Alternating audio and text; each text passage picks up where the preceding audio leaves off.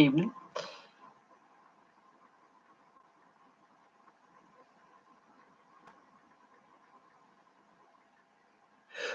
How is everybody? Let's get rid of that quickly. Let's see what's going on in the sports news.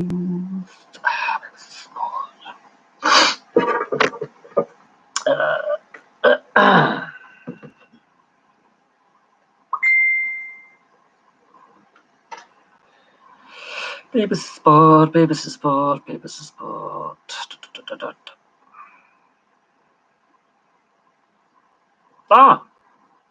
Raducanu has reached the US Open final and the fifth Ashes, the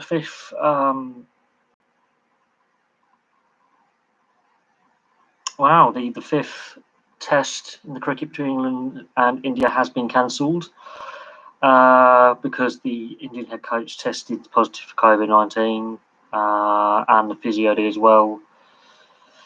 Interesting. We'll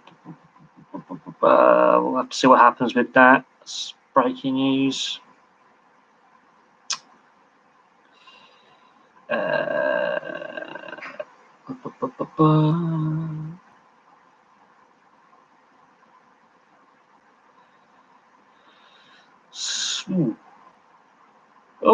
Chief executive of Celtic has Dominic McKay has stepped down after just 2 months in the role. That's interesting. Apparently it's for personal reasons, but that adds further problems for Celtic in Scottish football. So, yes. Interesting. Rashid has quit as Afghan T20 cricket captain minutes after the World Cup squad has been announced.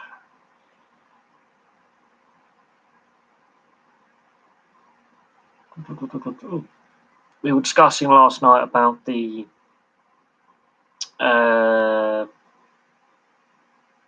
plans to have the Football World Cup every 2 years. It's actually Arsene Wenger's plan. The problem is the European major leagues have already opposed to it. He's now in charge of football development for FIFA, and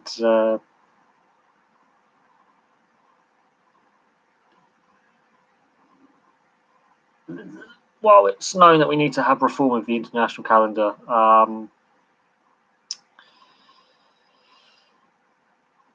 the way they're sort of hinting at it is the Confederation tournaments take place in odd numbered years, like this year, let's say 2 years' time, and the World Cup will take place in even years.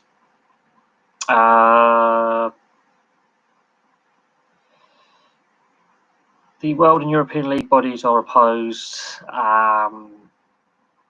There are also people say that the World Cup product will be diluted.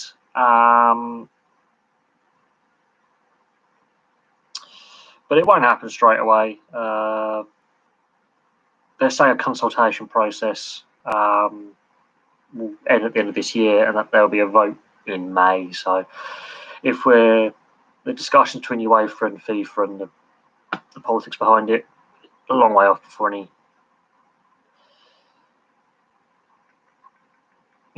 decision is made.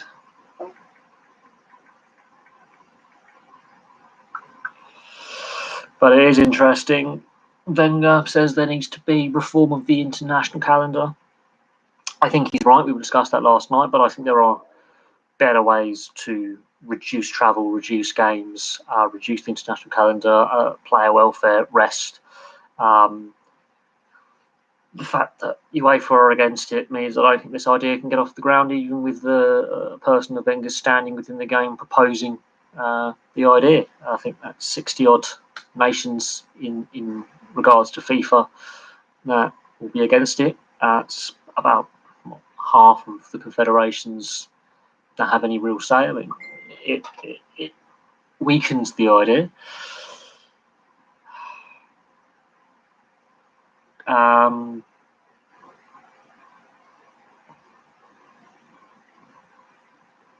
So it's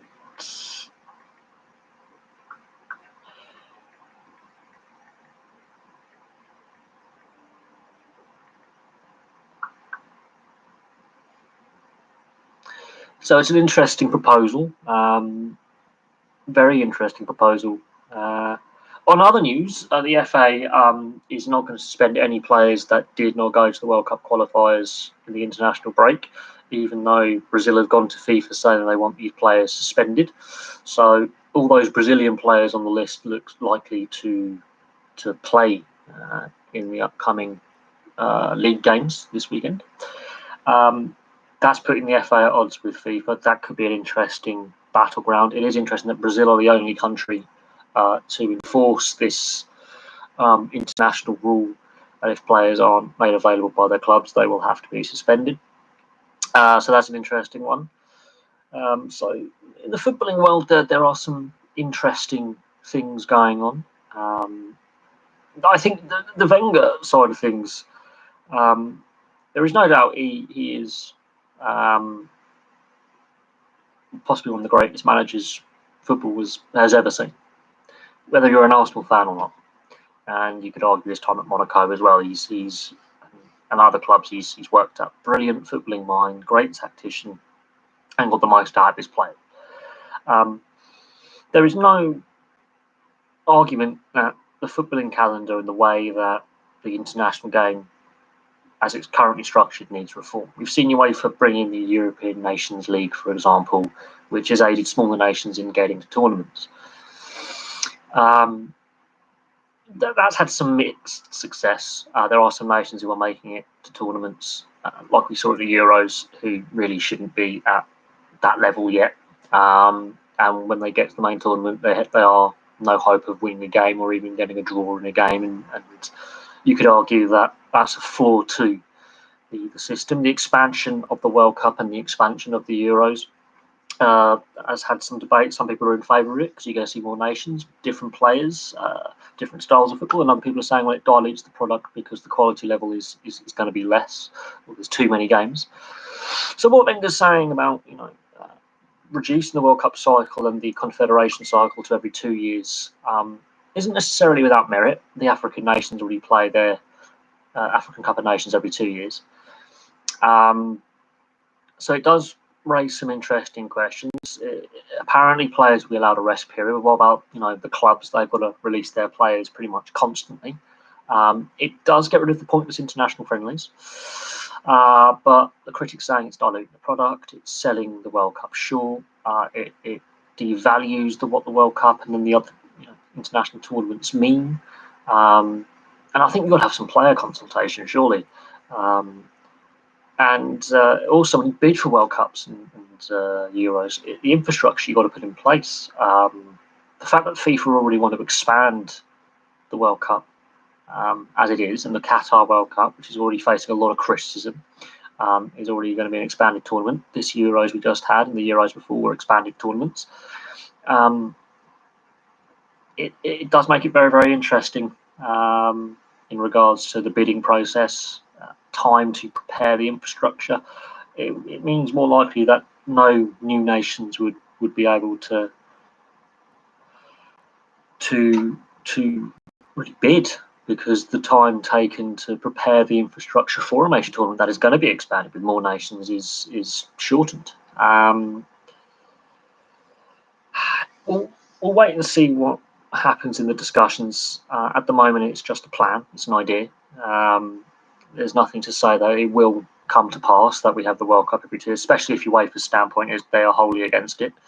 We've already seen enough issues within UEFA with the European Super League. And Serafin's come out and said he doesn't mind if Barca, Real Madrid and Juventus get kicked out of UEFA because he says their directors are crooks and incompetent. How can Real Madrid say they can't survive without the European Super League yet they're trying to sign Mbappe for 130 million?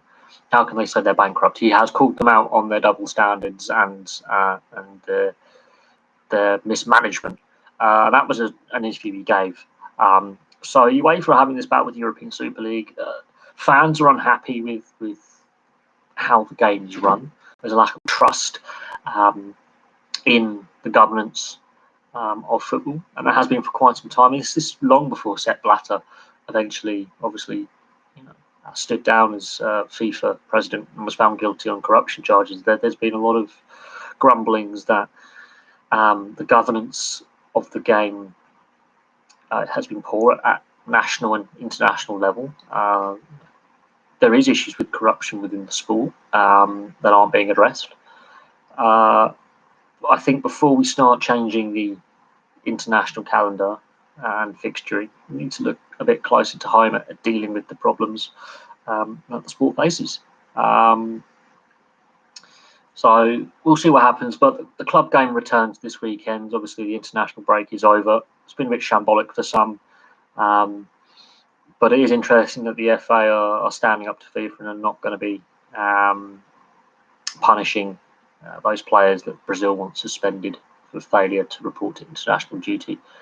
So that's interesting. That's going to rumble on. But the main battle between UEFA and FIFA over proposals to change the international schedule, I think, will stay in place. There are other options in regards to reforming the international calendar and reforming the game. There needs to be a whole. I mean, there's still issues in regards to the use of VAR and the lingering stench of corruption that hasn't gone away. The ongoing issues with the European Super League. While the news has gone reasonably quiet, Alexander Serafin is as head of UEFA is facing a battle on two fronts. They're obviously not happy with FIFA's proposal, and they're dealing with rebellious clubs that don't want to play by the rules. Plain and simple. And yes, the statements from Florentino Perez going, "We can't survive without the European Super League," that gets very hollow and very thin when they're trying to sign players over £100 million or €100 million for a player, saying that they're basically broke. It reeks of double standards. It highlights the pure money grab, simply because these clubs have been exposed for their poor financial discipline because of COVID.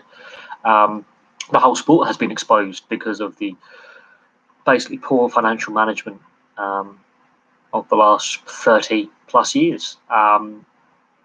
It has exposed poor regulation within the sport. Some of the contracts these players are on. I mean, while I understand that professional athletes, their careers generally very, very short, and it's right that they be fairly compensated, some of the wages are ridiculous and cannot be justified at all. And the role of player agents in this and how poorly regulated player agents are and have been for a very, very long time has been highlighted. And it is right to question their role within the game and how much power they have. And they're not very well regulated. And there are a lot of issues.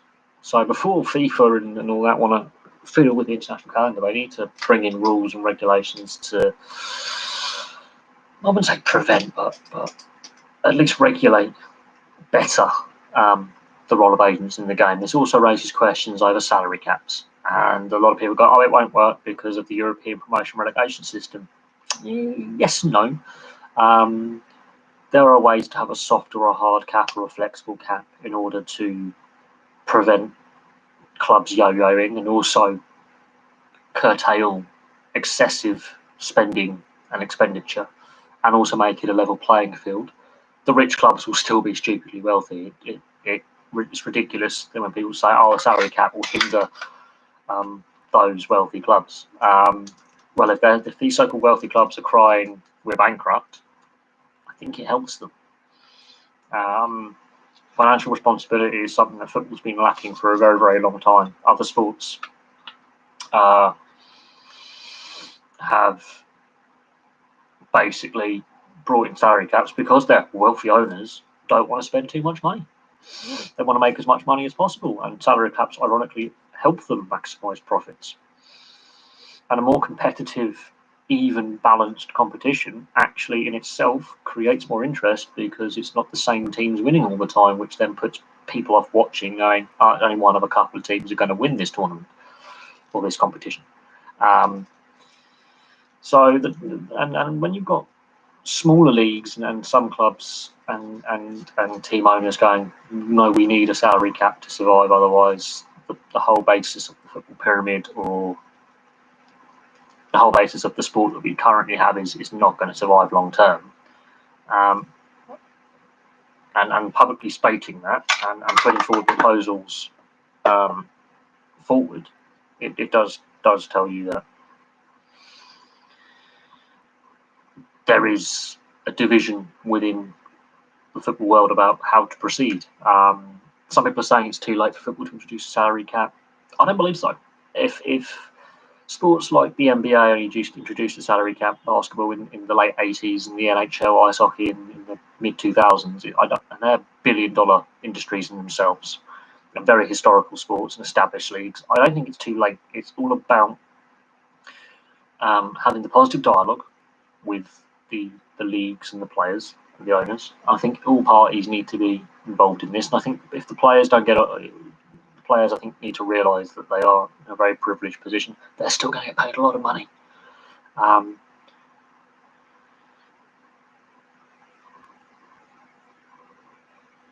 So we'll see what happens. We'll see if domestic leagues start introducing hard caps, soft caps, whether UEFA and the other confederations start seriously considering cross-confederation discussion with a global salary cap or salary cap rules across the board, and FIFA, I think, needs to consider it.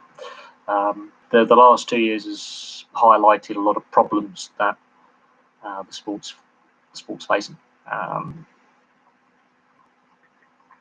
So we'll see what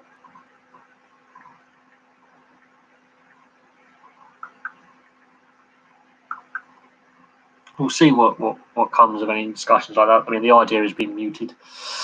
In other news, the NRL final series started. The favourite Melbourne Storm have beaten the Manly Sea Eagles in the first game. There's a double header tomorrow, and then the final game of the first round of fixtures is on Sunday. Yes, streaming again. Yeah, I mean, it's been a bit of a slower sports day. I think there are some things to discuss. I think that Arsene Wenger's plan, his proposal, because he's now employed by FIFA for global development, is an interesting one. I don't think all his proposals should be discounted. There needs to be reform to how the international game is played. I think there are other ways to do it. I don't think reducing the gap time frame to 2 years between tournaments is necessarily the way. I'm not saying it's a bad idea. I'm saying that I think when you have UEFA as a major stakeholder against it, it cannot work. You need all the confederations on side. If UEFA are against it, then they can put pressure on other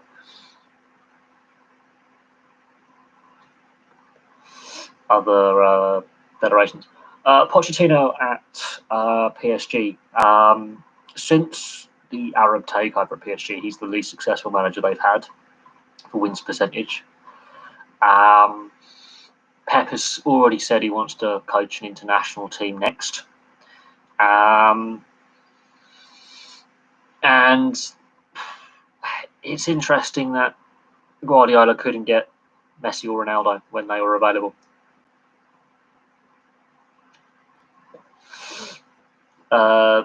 It's an interesting one. I mean, other managers, it's going to be interesting whether Pochettino can get those egos to work, especially with Messi joining. At his age, I think Messi's left it too late to leave Barcelona personally.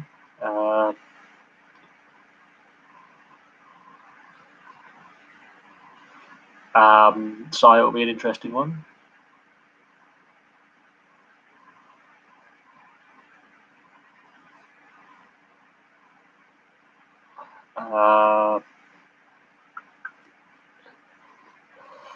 It'll be interesting to see whether Pep decides to take a break. I mean, he's had a long-term contract at City. He's had a very successful spell at Man City.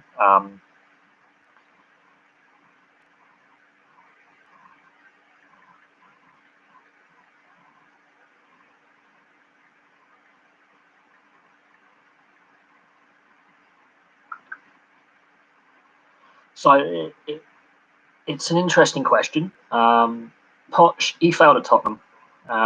He failed at Tottenham, and I say that he improved Tottenham, but he failed. He couldn't win him a trophy. He lost the dressing room clearly. They always fell short, and when he improved PSG's league position when he took over, but he couldn't overturn Lille. We'll have to see how Pochettino does with the full season at PSG. Guardiola, he has stated that he strongly considers an international position, whether he takes over the Spain team, for example, or another nation goes to Pep and goes, we have a vacancy, would you like to coach international football, which is a different kettle of fish than coaching club football. I think we can all agree on that. It's an interesting question, but it's interesting. We'll have to see how long Pep stays at City and how City do this season as well with some of their signings, and the fact they couldn't pick up Ronaldo or Messi. They've lost Aguero, so they've lost some leadership there. How other players bed in. I think it's going to be a much more competitive Premier League this season than last season. I don't think it's going to be as easy for City to defend their title. And they're still yet to win the Champions League, which is an objective of Guardiola.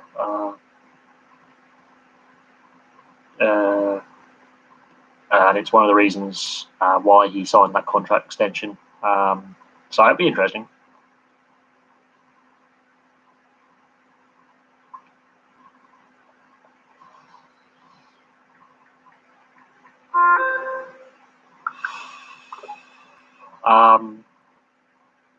So I think it's all on Pep really, and whether City are willing to let him go and have discussions with PSG or any other club or a country, for example.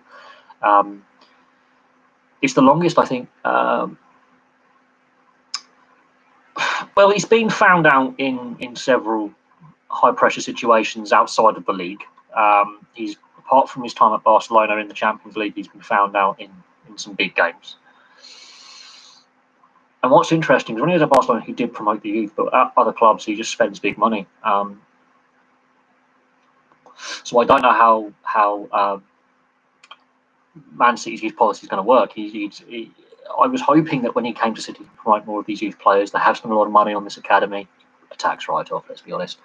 And very few of those academy players have come through, which in my view is a problem. Other clubs have got a higher academy, not say turnover, but other clubs in the Premier League and the Championship have more of academy products within their system who make it to the first team and stay in the first team long term. City, not so much under Guardiola, which for me is a problem.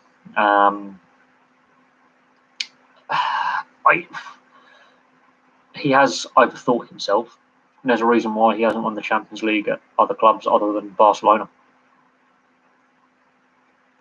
Bearing in mind, he inherited a very good Barcelona side. He's been very lucky in his coaching. He's always inherited good, successful teams from previous managers. So it'll be interesting if he goes for a team that doesn't have the success. PSG are a very successful team domestically in France. They haven't done it on the European stage. They've come close and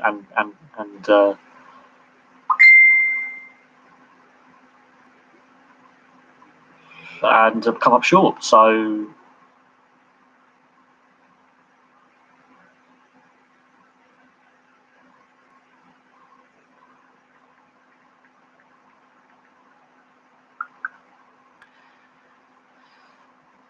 he has come short in some big games.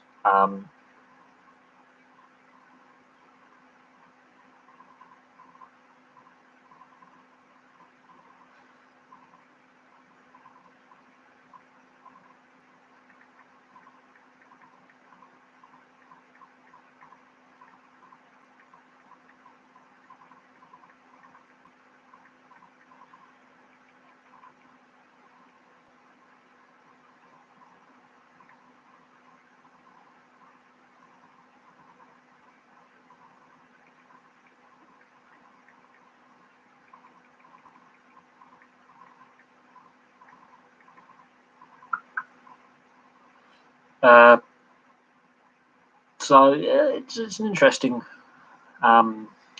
question.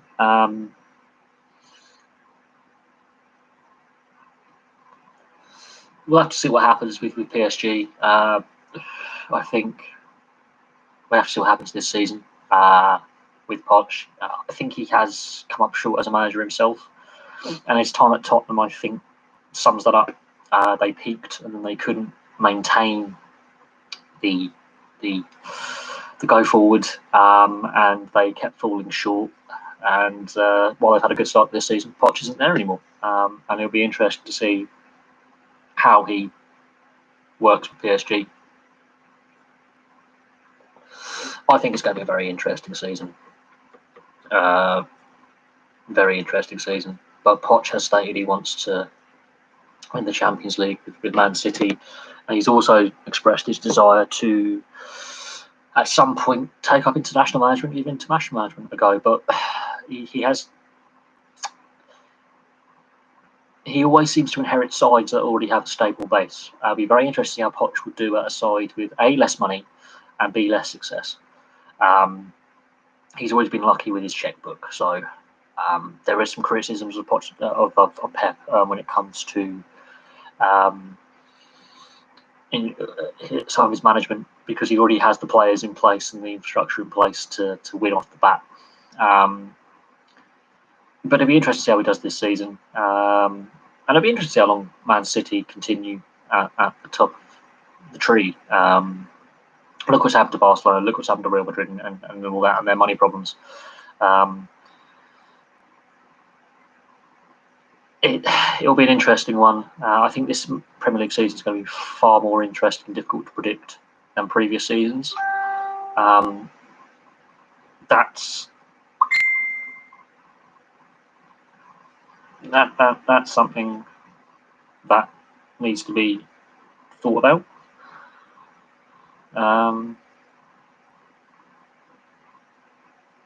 So was Neymar? No, it really was. Yeah, it's been bad for football. It's overinflated the transfer market even more. He doesn't play half the games. He's only played half the games since he's been there, that he's been available. He's a big ego. Messi's a big ego as well. Mbappe's a big ego. Poch has got a very difficult job to try and keep the PSG players happy, which is going to be difficult. Lille's championship win last year proved that teamwork and work ethic outstrips skill alone. And yeah, Neymar is just, well,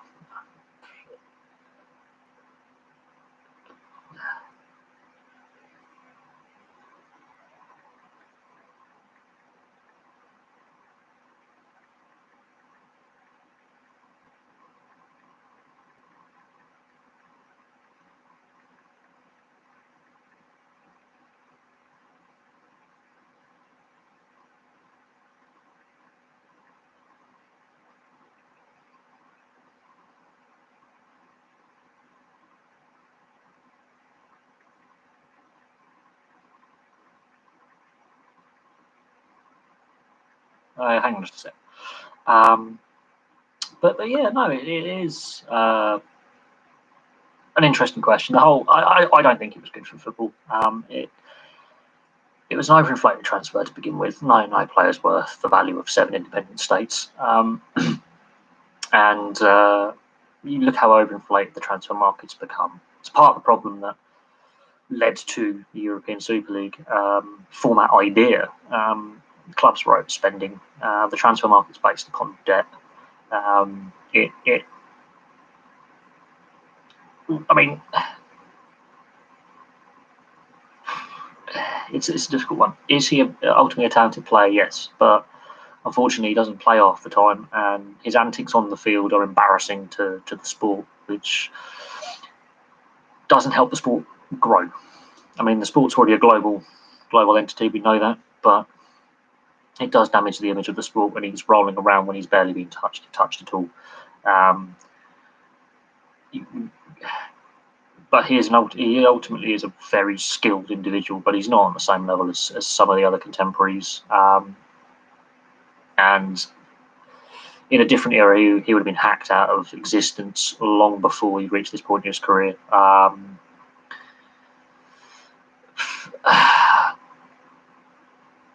I wouldn't say it was a bad move for PSG, because they've dominated their domestic league for a very long time. They obviously haven't achieved what they wanted to achieve in Europe, but I think it was a bad move on the side of the obscene amount of money that is there. The fact that financial fair play is a joke and has clearly been exposed as a very flawed system that doesn't work.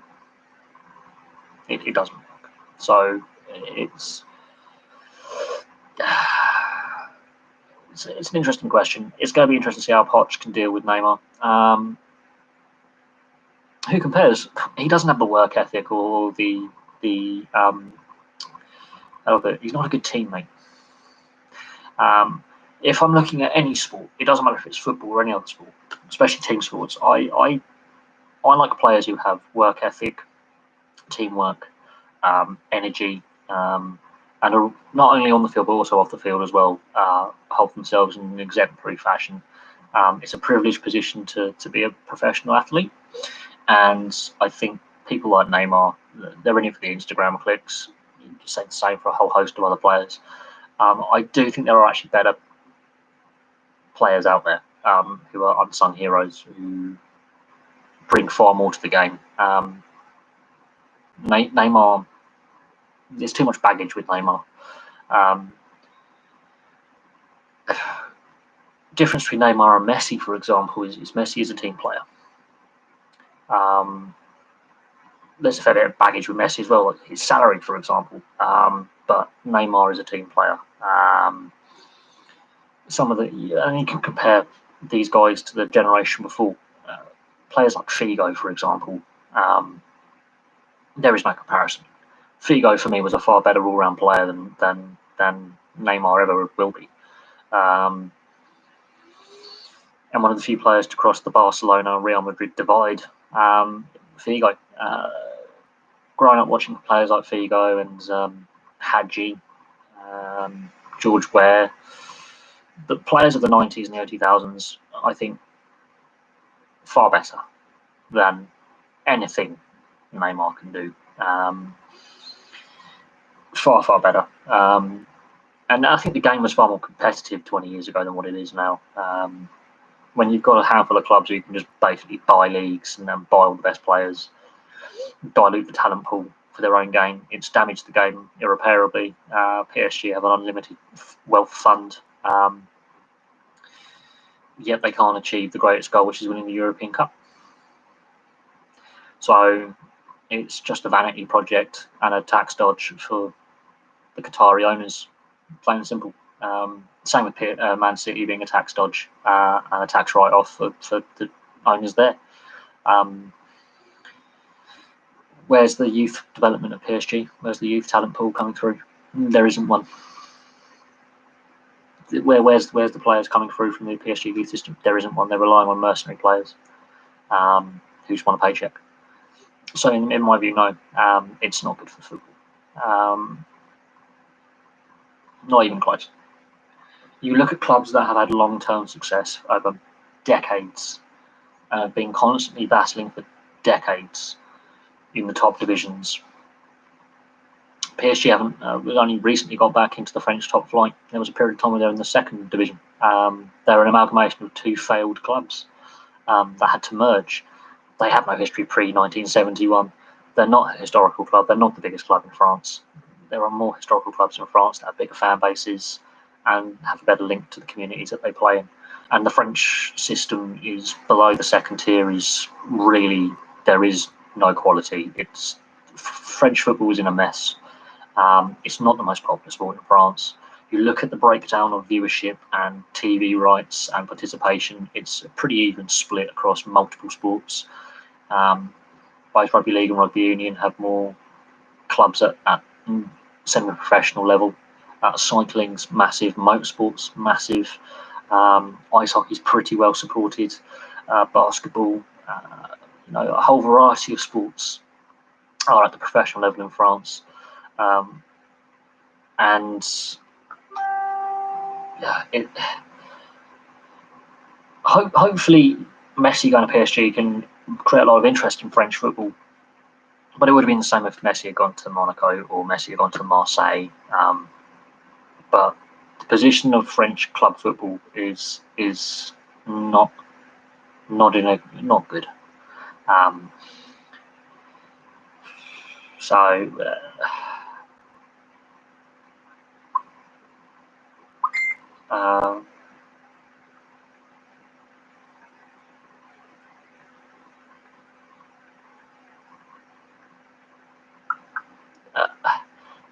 Undoubtedly, Neymar is an exceptionally skilled player, but imagine if Neymar was playing in the Bundesliga or the Premier League. He'll be kicked to pieces. People are the Bundesliga, it's all Bayern Munich. Well, Bayern Munich, yes, they have damaged football as well, where they just nick the best players from their opposition clubs to make sure they stay weak. And that can only go on so long before interest in the German league starts disappearing. I think the gap on Bayern Munich and the rest is closing. And German football has gone through periods where there's a couple of dominant teams. But the history of German football is much like English football. There's periods where Bayern Munich haven't won a lot of trophies. And other clubs have been dominant. And the history, and then I look at some of the clubs that have won the Bundesliga title and the German Cup and done well in Europe. It's more than just Bayern Munich. On the French side of things, apart from Marseille, there's been no success in Europe. And now they're the 6th best league according to coefficient rankings after the Portuguese league. And the Portuguese league is becoming more competitive. On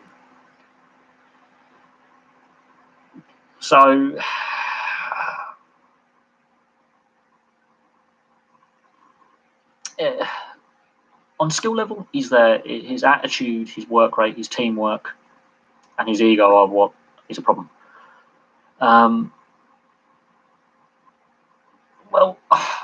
They've gone to. Ronaldo made his career at Man United. That's where he came of age, although he was a sporting product. Ronaldo has proven himself in multiple leagues, unlike Messi and unlike Ramos. I think Ronaldo is the better of the three. Ramos, the French league is less intense. He just wants to wind down his career for a couple of years, which is fair play to him. Messi, again, wind down his career. And Ramos and Messi test themselves in a different style of football is good. But unfortunately, I think the quality of football is less now than what it was 20 years ago, personal opinion.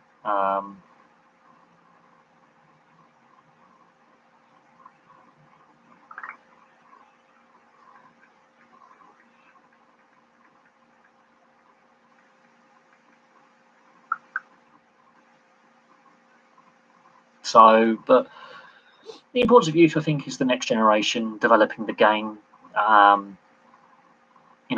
Every squad's got to freshen up. The debate, and this is in a lot of sports, is they want to get younger and faster. The NHL, the average age is now below 27 for the first time in its history. More young players coming through. Rugby league, especially in Australia, they're getting younger. A lot of young talents coming through at the same time. And again, the average age is dropping.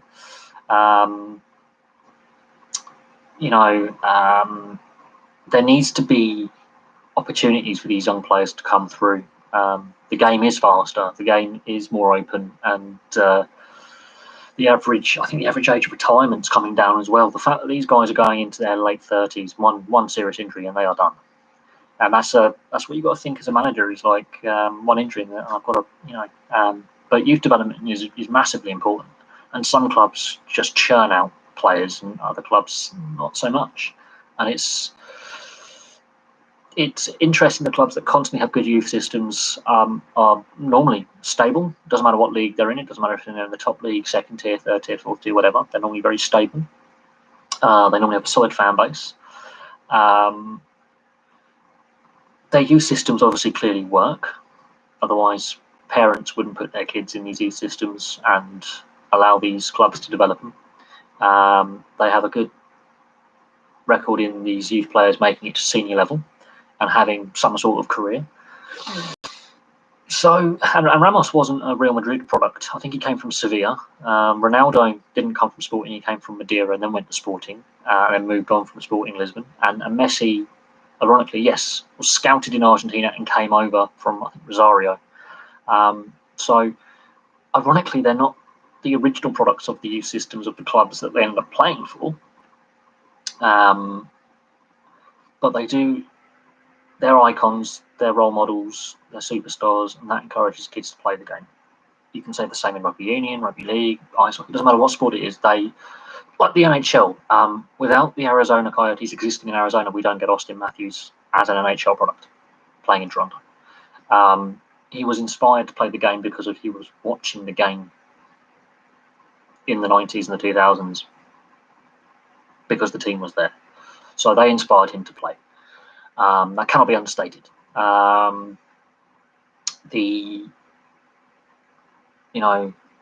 Wilkinson, for example, and Dan Carter in rugby union inspired a lot of kids to play the game. And then, in rugby league, it's a difficult one because it's a more niche sport in the UK, but in Australia, it's the amount of players who said I was inspired to play the game because of Joey Johns, for example, or Darren Lockyer or Mal Meninga. Like, it says a lot. And so having one or two of these senior players still around, and then you look at some of the younger players that are coming through who are now reasonably experienced in their careers, again inspiring the next batch of young kids wanting to play the game. So youth is important, having a good youth setup and pathways and grassroots is important, especially if you want to grow the game, expand the game.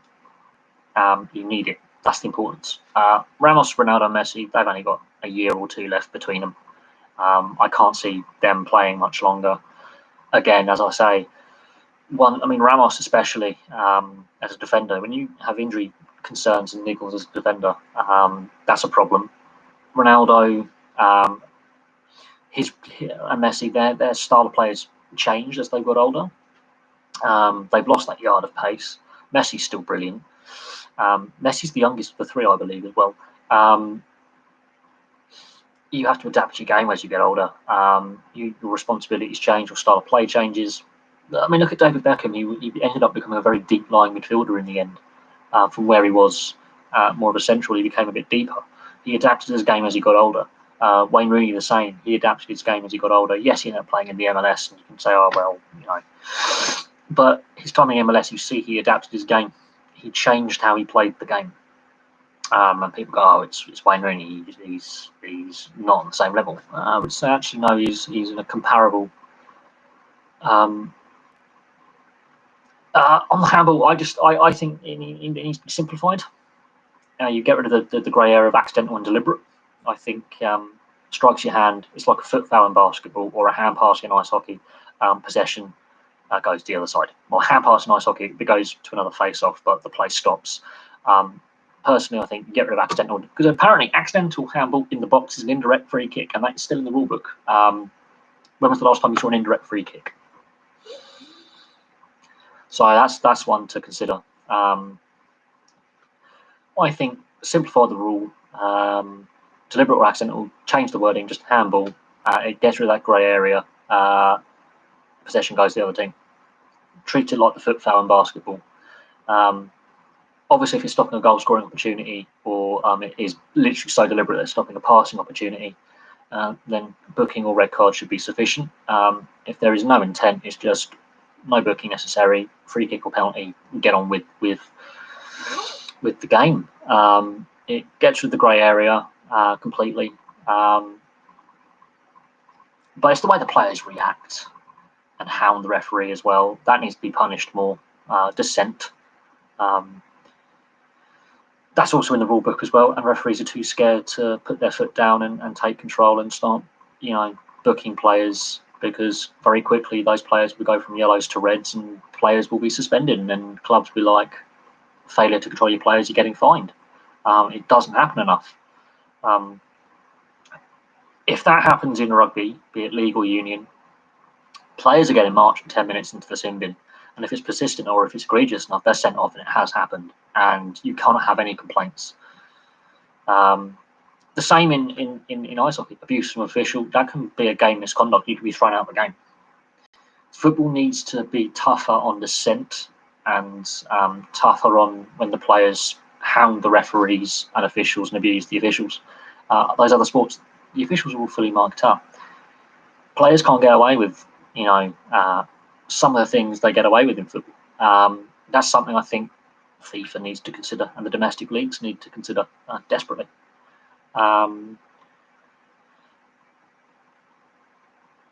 It needs to be discussed, absolutely. So it's something that needs to be discussed, absolutely. On the handball, they just need to simplify the rule and stop being vague about it, because it just creates problems, and simplifying it solves so many issues.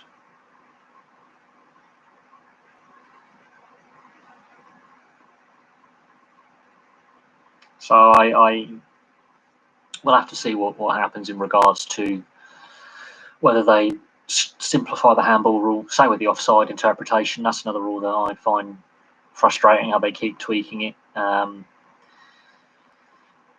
But the game has sped up so much in recent years, and the style of the game has changed, and the way the game is played is ultimately changed. The old back pass rule, that you could back pass the goalkeeper, you could pick it up, until I think 1992. They got rid of that rule to speed up the game. So, in my opinion, the whole handball rule needs to be simplified.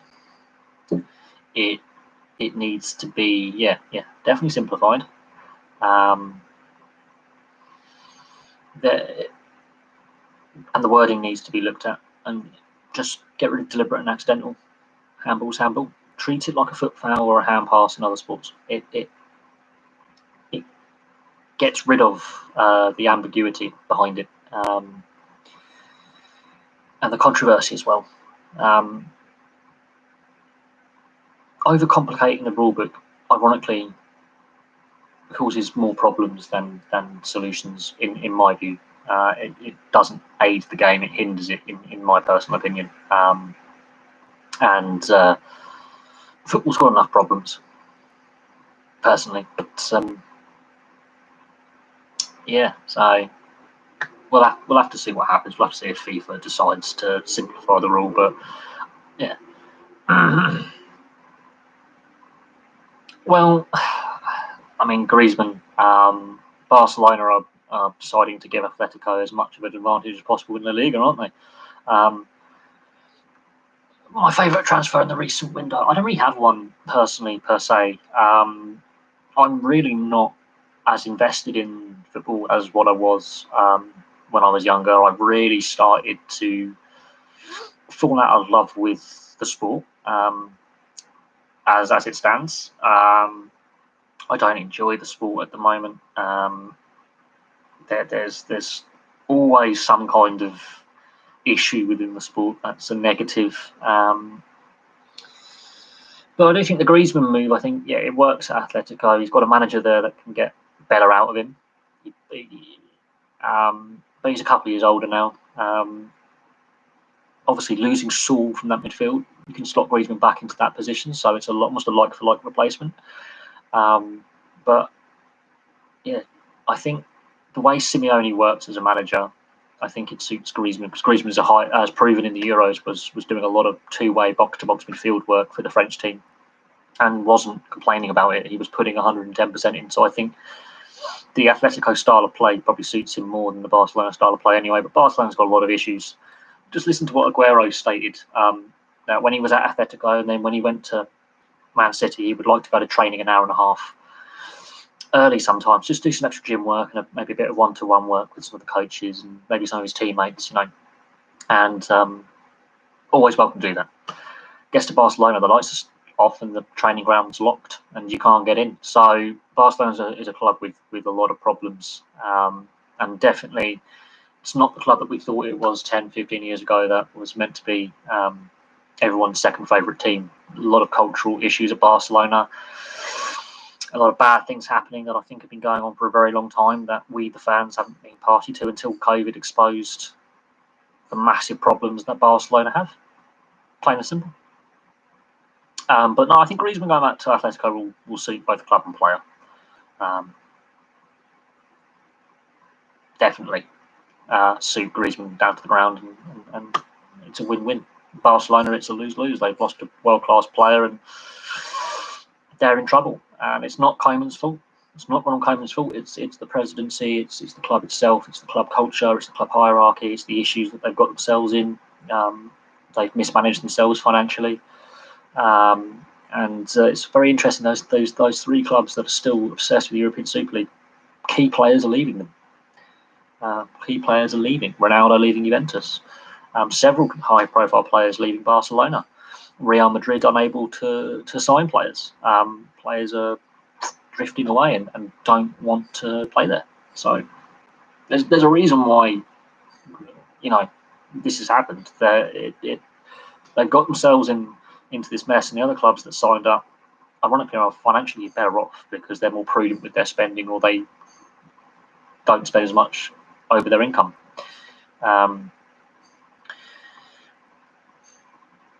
So yeah, I hope Real Madrid and Barcelona struggle in the next season. I hope Juventus struggle as well. They struggled last season. So yeah, those three clubs struggling, ironically, is I think good for football. It's good for the health of the game because look, I think Neymar, for example, the amount of money they were meant to get from PSG, where's that £250 million, euros gone? You know what I mean? Like, in total, that transfer is equivalent to like 400 million in total with add-ons. Like, where's all that money gone? Like, seriously, where's all that money gone? That's shambolic. And other players have said when they've gone to Barcelona that they didn't stay very long. But Maradona, I mean, how can you fuck up Maradona? Napoli made it work until, well, obviously his drug problems got so bad, but it didn't work for Maradona at Barcelona. Barcelona have got a habit of doing this.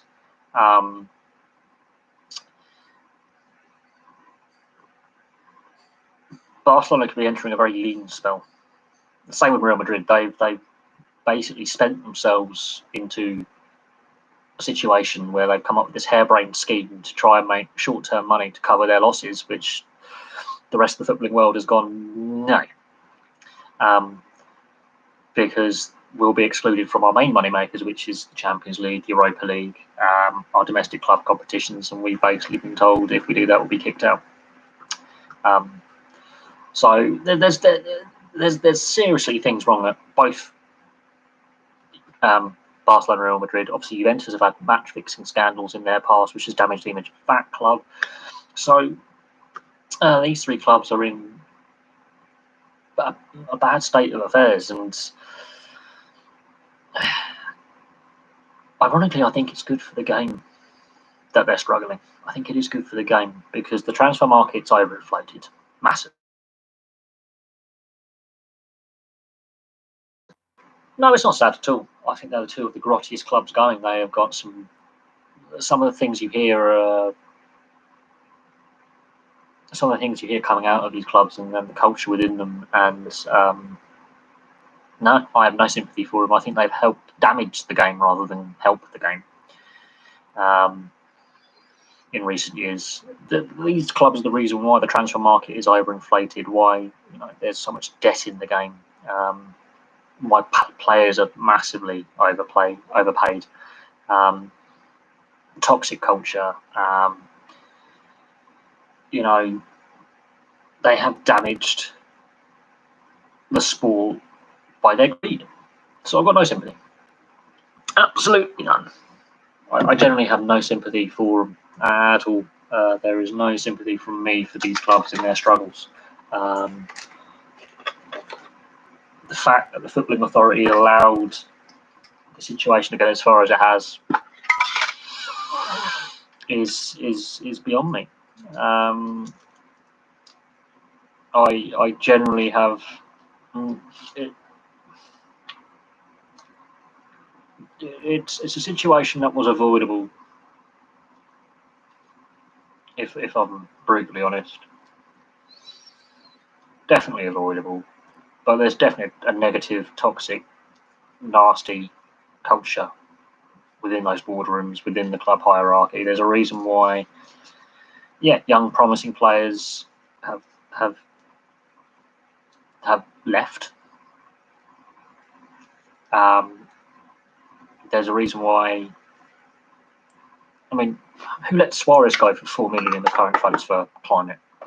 Not that I'm a big fan of overinflated transfer fees, but Suarez going to a league rival for 4 million euros is a joke. So Barcelona, I mean, they've been done there. Atletico will join that. But no, there's clearly very poor. Yeah, there's been poor management. These are global brands. They shouldn't be in this situation, but they've got themselves where they are.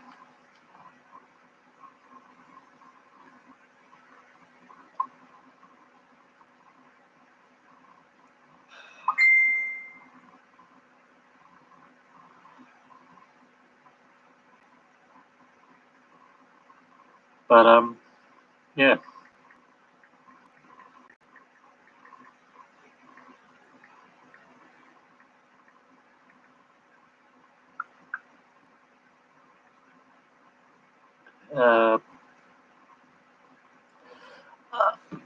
I was long into football, long before Pep. Well, Pep was still playing. I was watching football. I mean, I've been watching football since 1991, 92. And, I think I remember when Barcelona were struggling in the 90s a little bit on the European stage. They were not as good as they should be. I remember when Real Madrid were the Galacticos and couldn't win fuck all with the players they had. They had a great side on paper, but it was just.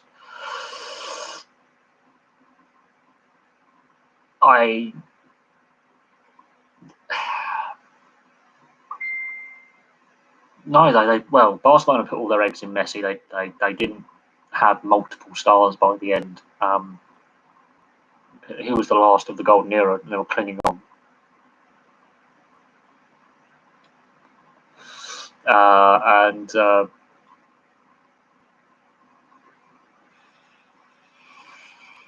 So yeah, it.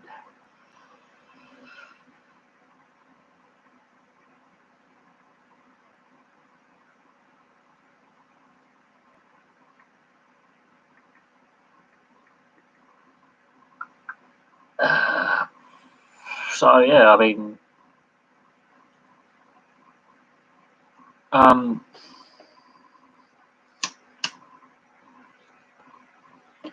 the mismanagement of Barcelona and Real Madrid, I think, is a long-term thing that has been exposed in the last 18 months, 2 years, but I think it's been happening for a lot longer than we realise. And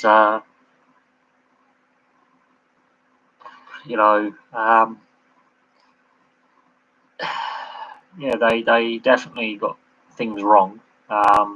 What is interesting about Barcelona, they were one of the few clubs that never had any sponsorship branding on their jerseys. And it's been in recent years that they had the UNICEF, because they had an agreement with UNICEF as a charity.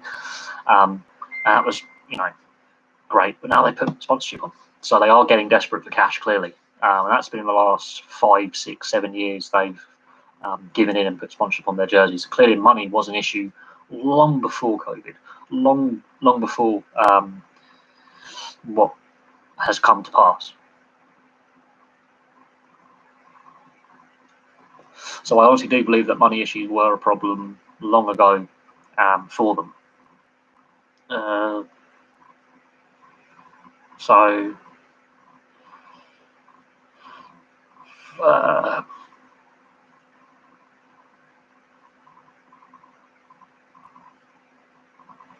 Uh,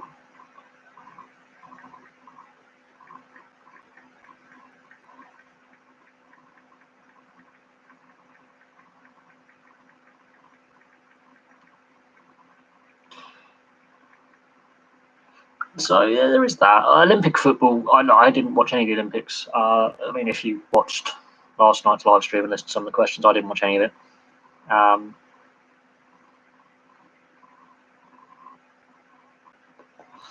uh, the astronomical debt, I think that's been a long-term thing. Same with Real Madrid. I think the money issues, I think, predate Messi being at the club, personally. Um, but that's open to debate. I'm not an expert on Spanish tax law, if I'm honest. That's uh,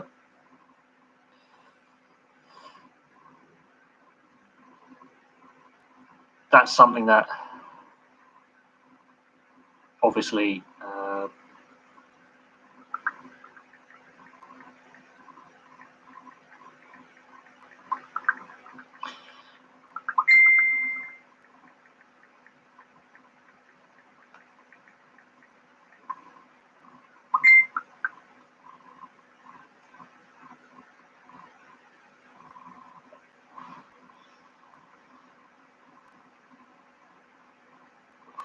so yeah, the debt side of things and the financials, that you would have to get a corporate accountant or someone to look at their books, and they have to be fully transparent and open, which I don't think any of the clubs are, because we were told, and I'm going to use the Premier League as an example, and I've done a video on this about how they can let us in for free and how we weren't, the 2016-2017 season, I believe.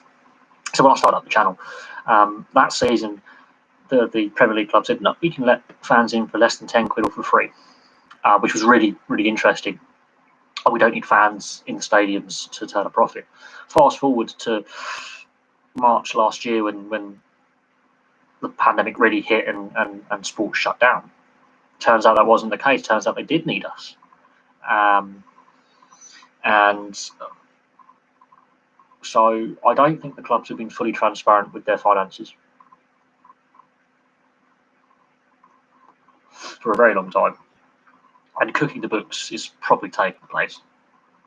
The fact that in this period I've had the channel over the last 4.5 years, Newcastle have been investigated for tax fraud. That investigation is now closed on the Newcastle end, but there's been investigations into tax fraud. There's been investigations ongoing over some interesting transfer dealings.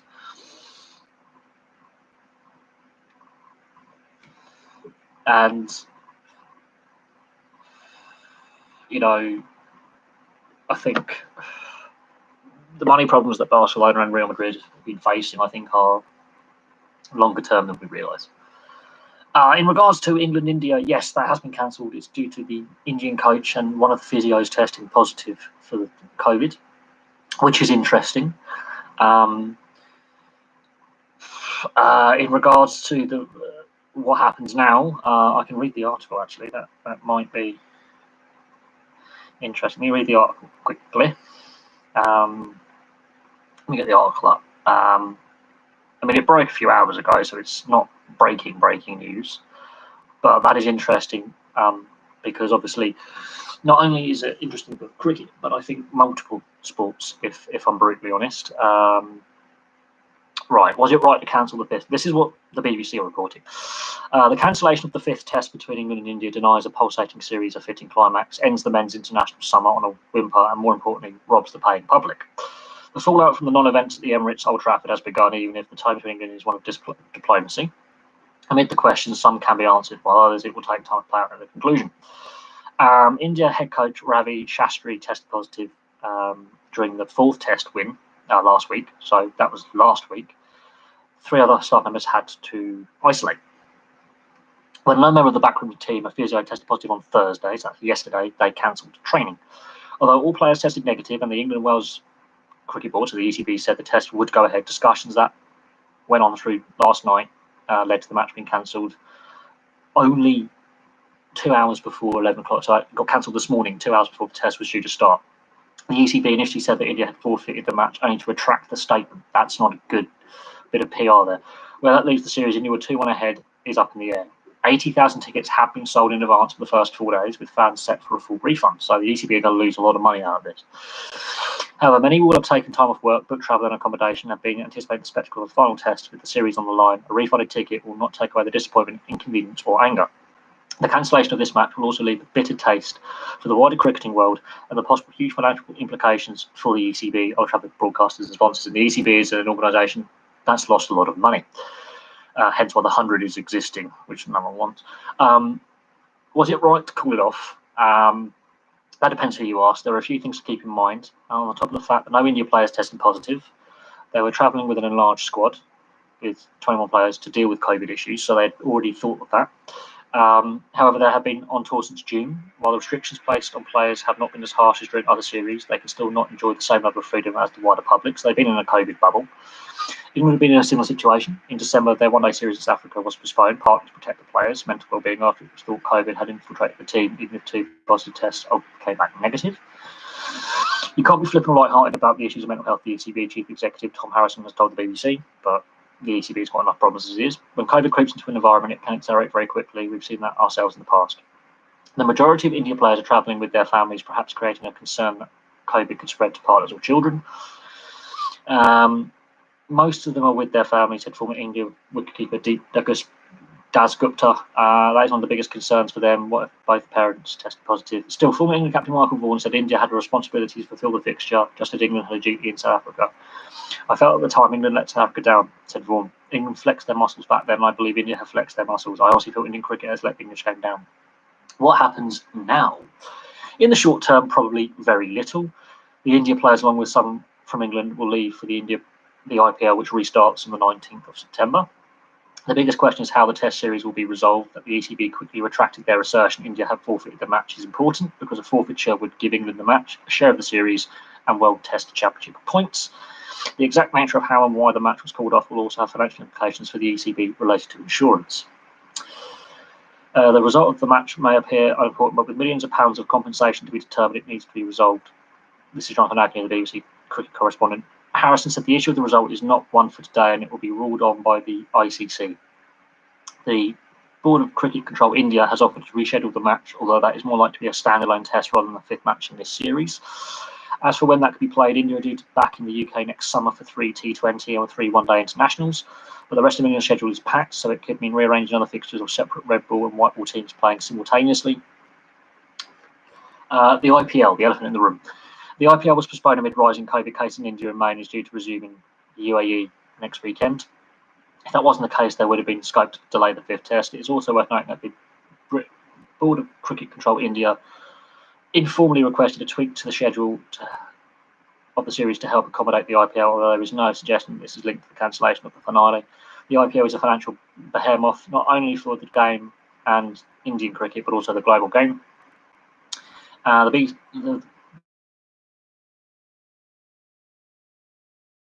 IPL.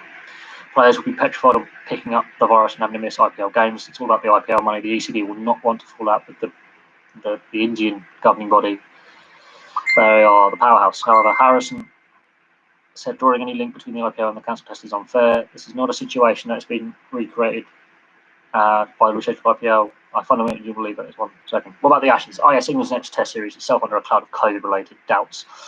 Some England players have indicated they may pull out of the tour if their families cannot join them in Australia, which is not likely anyway. On Wednesday, Captain Joe Root said the lack of information is making playing very difficult. Australia has some of the strictest COVID protocols in the world. The 5 tests in December and January did be played in 5 states, each of which have their own rules, adding a further layer of complication. Postponing the series is unlikely, although which England team fulfill the tour is currently unclear. Let's hope we can all get all disagreed and take our best into Australia, said Harrison. Let's hope. So basically,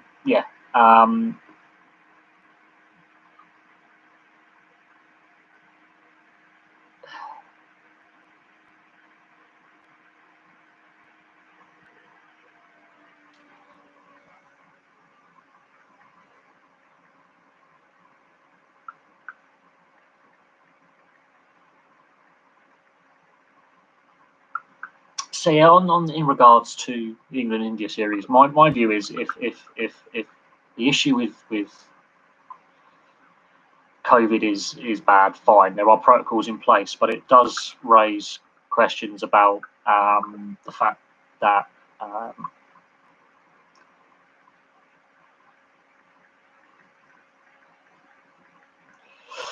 it raises a lot of questions, if I'm honest. I haven't been following the Test cricket, but I know that they have been in a sort of COVID bubble, and have been for since the Indians arrived. We know obviously that the IPL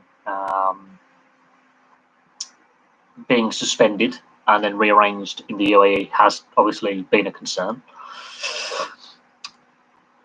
But yeah, it does raise a lot of questions. But this raises questions about other sporting events down the line. We know that the Rugby League World Cup has been delayed a year because of Australia and New Zealand not willing to release their players. So I think this could set a precedent for sporting events down the line this winter in the UK. We know the COVID passports are going to be a thing from the beginning of next month. It's going to be interesting to see what happens if I'm brutally honest. It does raise a lot of questions about will they be able to reschedule it? What happens? The ICC are going to have to get involved. The BCCI have a lot of power with the ICC. The ECB are in a lot of debt. They were already in money problems before COVID, hence the 100 format, which is a desperate gimmick to make money for them. So the ECB is under a lot of financial pressure, and they're going to have to refund at least 80,000 tickets for the first 4 days.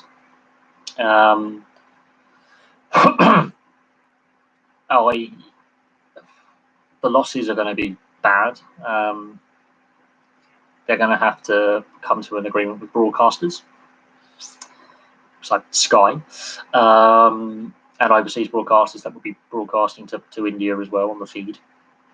So there's a lot of financial implications for this.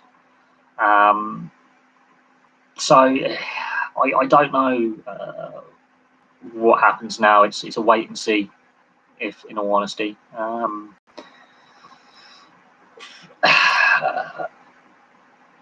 It's not a good look for the sport. Had there been like bad weather and it was rained off, that's classed as a draw. The ECB press statement saying that Indians have forfeited, then retracted, is not a good look. It doesn't show a lot of competence by the ECB. That's a PR nightmare. The fact that the governing bodies now get involved, the ICC, is going to be interesting, and the Indian Federation has a lot of power there behind the scenes. We don't even know if the Ashes is going to take place yet in Australia, because the Australian territories and states have their own COVID rules internally. There's no federal lockdown. It's New South Wales and Victoria are currently in lockdown protocols. Queensland, South Australia, and Western Australia, and Tasmania have different protocols in place. You then have the Northern Territory, different protocols. The Capital Territory, different protocols. So we don't even know if the Ashes are going to take place this winter, which is interesting. So there's a lot of things up in the air, and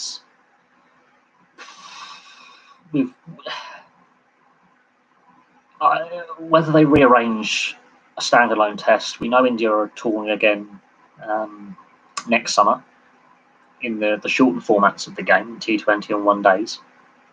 And that's going to be interesting if they refixture this.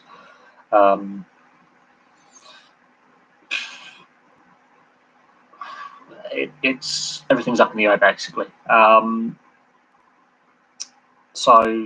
the fact they left it so late to cancel as well, there would have already been fans queuing outside Old Trafford to get in. So that in itself is a bit of it's just a mess really. The fact that coaching staff were testing positive last week, they had time to prepare for this. The whole thing is I think been badly handled I can understand why it's been cancelled, but it's been badly handled. I don't think cricket has quite grasped the seriousness of the financial implications. Other sports seem to have better measures in place for protocols and team bubbles. So I don't see why cricket has to be a special case under the mental health thing. Other sports have dealt with it as well, with no major issues. It does raise questions about the protocols that the ECB have put in place for the touring teams. And the fact that something in place saying that if our families can't go to Australia, we're not going. Why should the families go?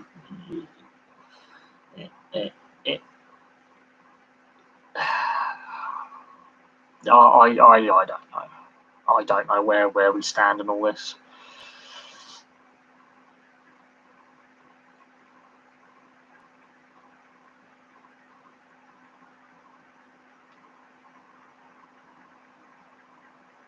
So yeah, I don't know where we stand in regards to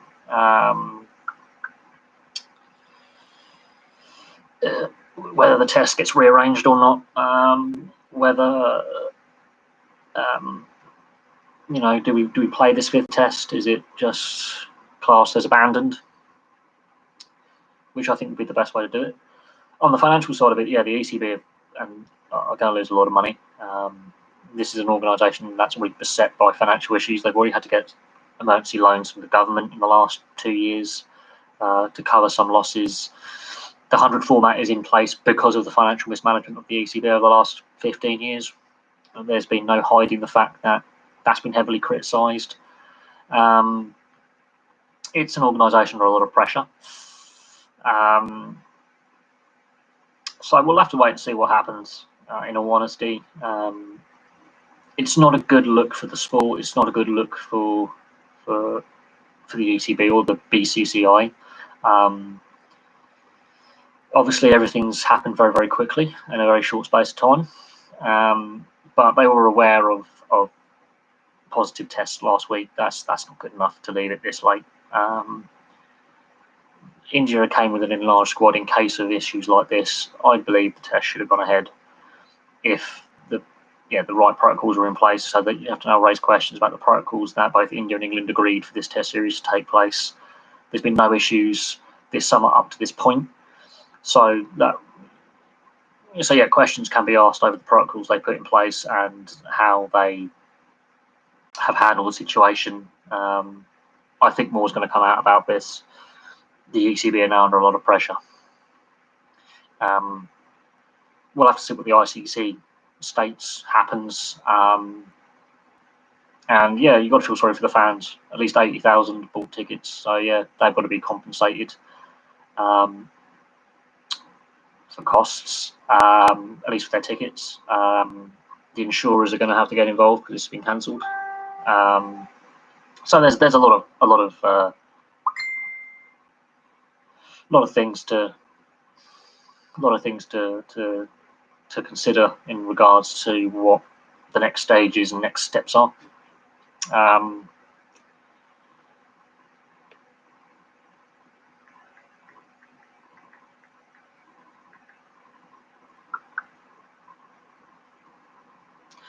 But again, like, that's up in the air, really.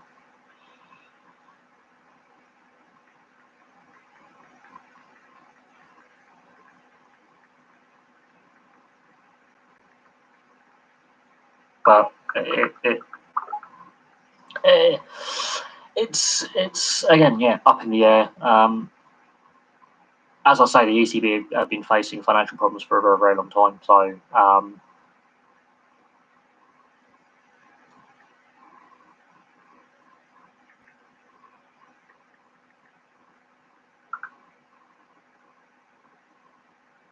So yeah, there's a lot to consider in regards to the next steps. But as we've seen over the last year and a half, so much unprecedented stuff has happened. Seasons have had to be rearranged, tournaments have had to be delayed and reconfigured. TV deals have had to be renegotiated. So in regards to the ECB, yeah, they're under a lot of pressure. And the IPO obviously being rearranged as well, that's added extra pressure to how they, will,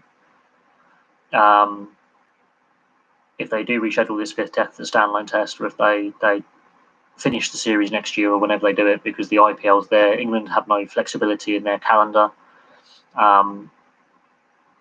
But yeah, cricket's another sport that's got itself into a lot of problems with mismanagement and a whole host of things, really. So it's an interesting topic. Well, we'll just have to see how it plays out. I think there's more to come from this story. The fact that the IPO is also putting pressure on it, and Indian players are contracted, and some English players are contracted to play in the IPO in next weekend in Dubai, makes things difficult. I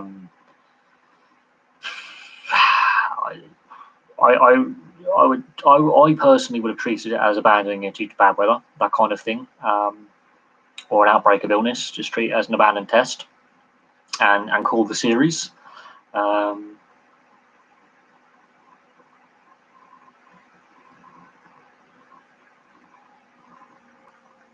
But yeah,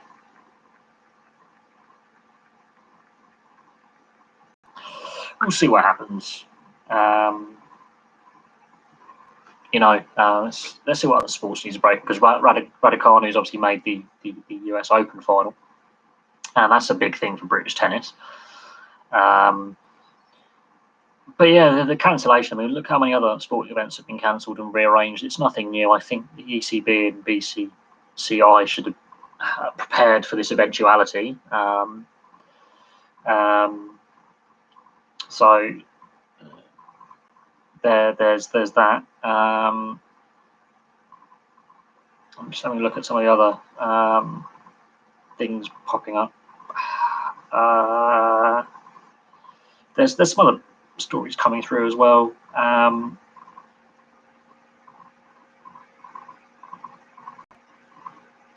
Yeah, it's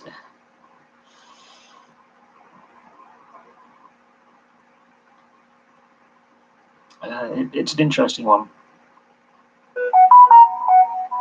And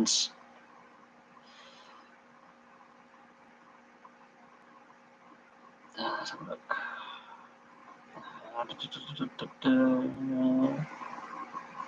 There's not a lot else really in sport. I mean, this is the main. I think this is one of the biggest sports stories, apart from Raducanu getting to the Open final in the tennis.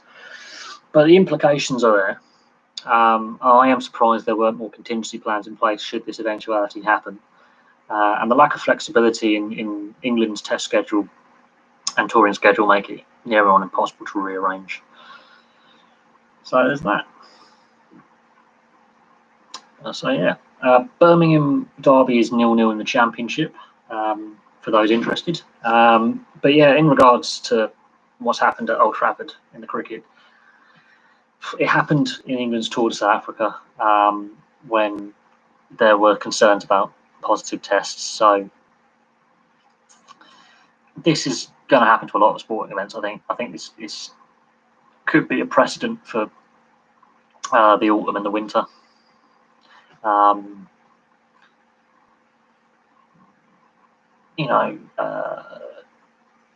But it'll be interesting to see the protocols that the ECB as the host of this test series put in place for both teams to follow.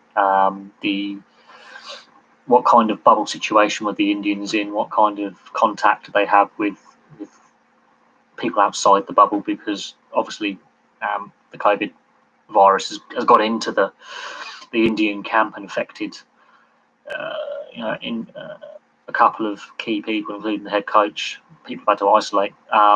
So there has to be questions raised over the biosecurity protocols that the ECB and the BCCI agreed upon.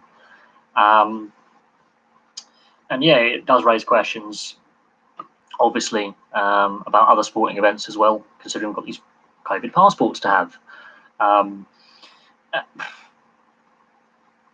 I think we're highly likely in other sporting events in the coming weeks and months to see matches cancelled and players having to isolate and rearrangement of fixtures in a variety of sports in the coming months. And it will be interesting to see what happens in Australia with the Ashes if it goes ahead, and what biosecurity protocols the England and Australian cricketers have to follow for that series to take place, because each state in Australia, as I say, has different protocols in place. So there's a lot of unanswered questions,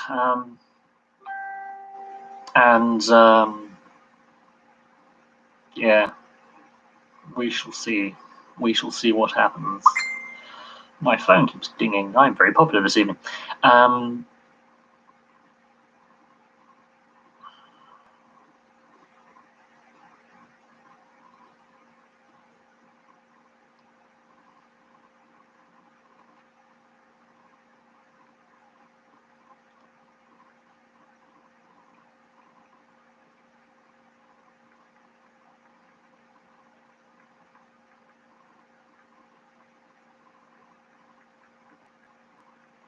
But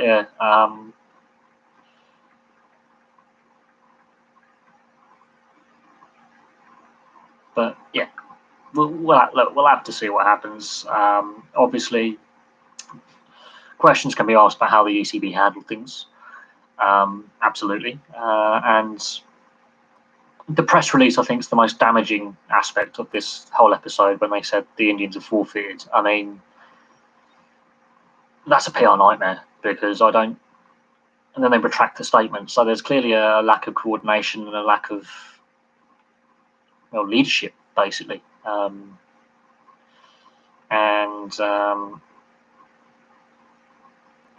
So there's definitely questions to be asked about a lot of things. I don't think this is the end of the saga in regards to what's happened at Old Trafford either. I think there's definitely more to come out about what's going on there. And yeah, I mean, it's not a good look when you're accusing your opposition of forfeiting when they haven't, releasing a statement and then retracting it. That in itself is problematic, but questions do have to be asked about the biosecurity protocols. What else should we discuss? I mean, obviously the NFL season is about to start, and we had a question last night about the possibility of having an NFL team in London. I have covered that on the channel before. I've done videos on it. I think with what's happened in the last 2 years, it's even less likely now than what it was before. I think it's highly unlikely that we have an NFL team in London on a permanent basis. And for any kind of team to come here, be it an expansion team or relocation, the NFL PA would have a big say in it, and the other owners would have a big say in if a team gets located here.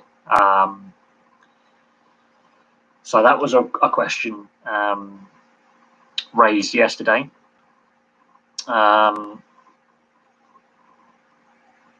We shall have to see what happens in that regard, whether the NFL series in London resumes at any point.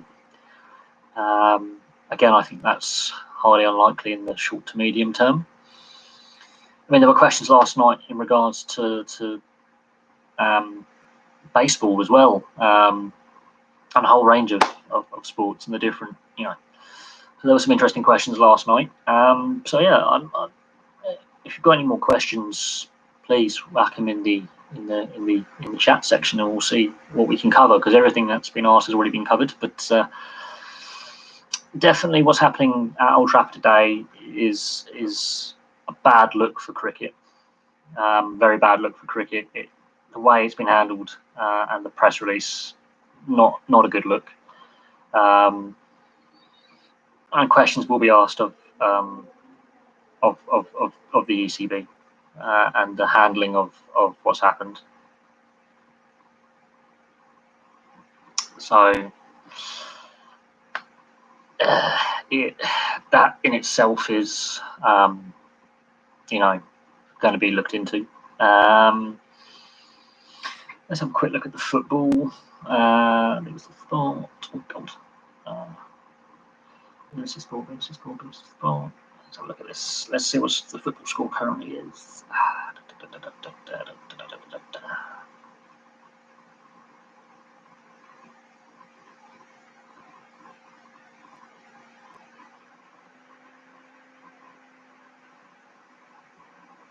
Birmingham City are 1-0 up against Derby County. So if you're following the Birmingham City game, Hogan has scored on 31 minutes.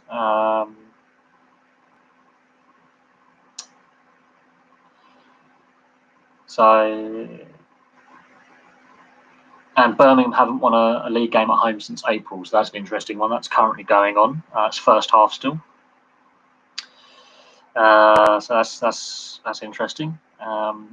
So Birmingham are on top there, and yeah, they haven't won at home since April, so that's interesting. Also, we've got Super League. St Helens are playing Leeds at the moment. Let's have a look at the live scores. Let's see what the score is. It's 28 points to 6 in favour of St Helens in the Super League against Leeds Rhinos. And of course, the Melbourne Storm beat Manly Eagles 40 points to 12 in the first prelim final in the NRL final series. So obviously, got a double header tomorrow morning, our time, and then we've got another game Sunday. So the final series in the NRL has begun. Melbourne, I think, for me, are joint favourites with Penrith for the grand final. I think it's going to be a replay of last year's grand final. Parramatta are the only team this season to beat Melbourne twice. So Parramatta and Penrith are the only teams to beat Melbourne this season, alongside, and so that makes it a bit interesting. Will I be watching the T20 World Cup? Probably not. Again, cricket's another sport that I've fallen out of love with in recent years. A lot of it's to do with the TV rights and the accessibility, which I've been highly critical of. I think with what's happened today at Old Trafford, for example, I think that's a bad stain. But cricket's a sport that I'm slowly falling out of love with, and I don't enjoy as much as I used to. And part of that is to do with the fact it's not as easy to watch. And someone is writing in some crazy Korean, which I can't freaking understand. And go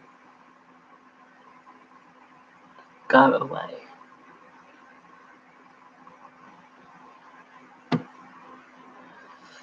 Yeah, don't have a clue who you are. Bye bye. The T20 World Cup. I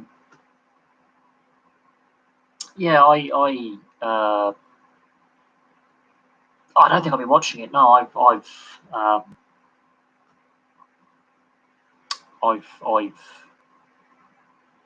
sort of fallen out of love with cricket in recent years. I mean, I watched a bit of the England-Sri Lanka T20 series earlier this summer, and the quality just wasn't the same. I didn't enjoy it as much.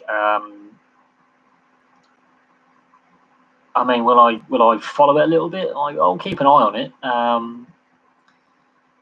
think T20 is a very exciting format if played at a fast pace. Unfortunately, the rules are being exploited by captains. The ICC need to enforce the slow over rate penalties. There are certain tweaks I think we could make to T20 and one-day cricket with certain things which could speed up the game. But no, I think T20 is a very exciting format, and I've enjoyed watching it in the past. It's about the accessibility on TV.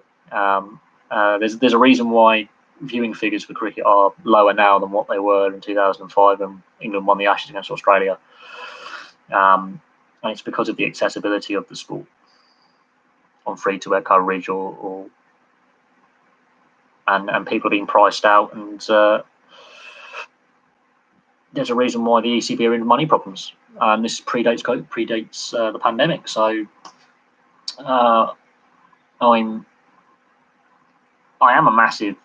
was a massive cricket fan growing up, and that was weird for me because I was the only one in my family really to enjoy cricket. And some of the reasoning behind the 100 is, you've got to have a family member who's interested in cricket for your kids to be interested. No, it was on the TV on BBC and Channel 4, and I used to happily watch a 5-day Test match, and I enjoyed it thoroughly as a kid. And then the ECB decided, in their wisdom, to give sole broadcast rights to Sky, and that's done more harm than good. And people say, "Oh, yeah, but and the same can be said about what has been said with this European Super League format with football, with Florentino Perez going, young people aren't interested in football anymore." Yes, because the Champions League and Europa League and some of the domestic and all the domestic leagues have been taken away from us and put behind the paywall. And unfortunately, people just don't have the money to pay for it. It's become less accessible. But I'll keep a close eye on how we're doing, and if I can find a way to watch it, I will. But cricket is not on my top of list of sports that I really watch these days. It's not, if I was to do my top 5 sports now, it wouldn't make the top 5. It might still be in my top 10, but it wouldn't make the top 5. It's definitely fallen down the pecking order significantly in the last couple of years since I last did my favourite sports video. And it's to do with the accessibility. I've only watched, I think, 6 or 7 matches on TV in the last 5 years, and only one of them have I watched at home. 2 of them I've watched at home. The World Cup final, one of the T20s I watched on BBC iPlayer a couple of months ago, and a few games on Free Sports at my mate's house a couple of years ago. I haven't watched any cricket really for a good 4 or 5 years. So, and that's me being honest. It's just the accessibility of it, and it is declining in popularity, and the ECB has a part to play in that. And the 100 format is not the way to solve the problem long term.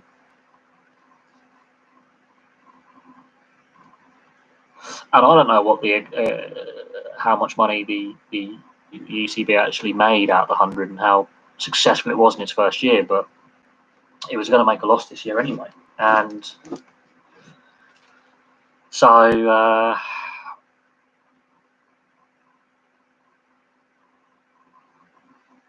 we'll have to see what happens, if I'm honest.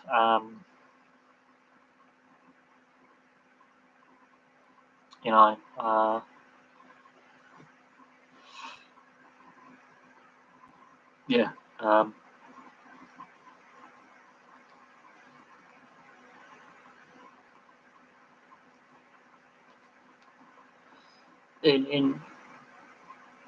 There's a lot of sporting events that used to be more accessible on TV that are not as accessible as they used to be.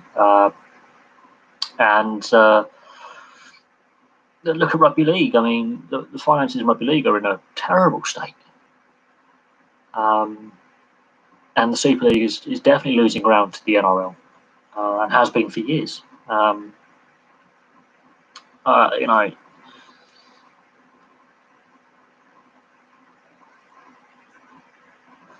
And there's no denying that at all. The situation,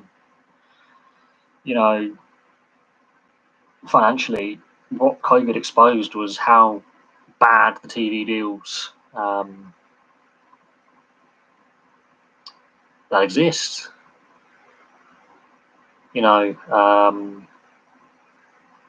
So yeah, you could definitely say that don't get me wrong, I still like cricket. I just do. I think there are issues with the sport that need, urgently fixing, and I don't think the current ECB leadership are the ones to do it. I really don't. So.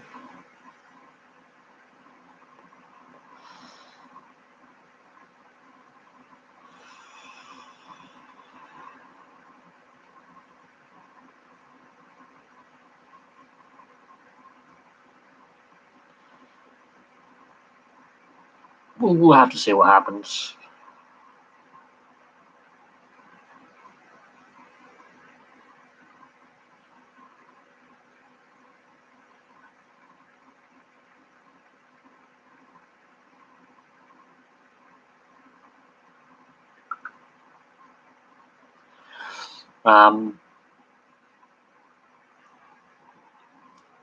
But yeah, I mean, in regards to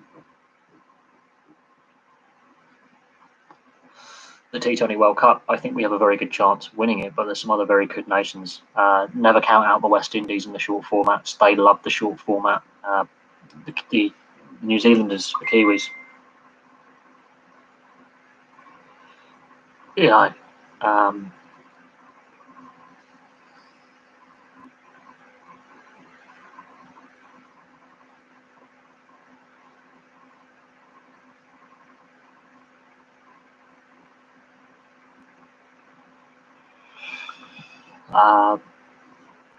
So yeah, it's interesting, the T20 World Cup. Will I be watching it? Probably not. 10 years ago, I probably would have found a way to try and follow it. But at the same time, cricket has got a really bad TV deal, which I think hinders it, which is where we've ended up where we are.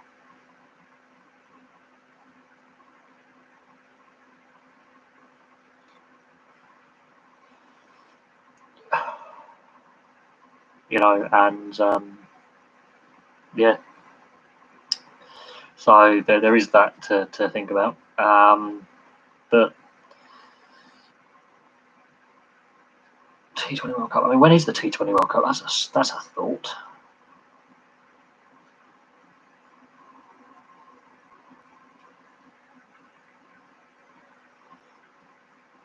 Let's have a look at the World Cup.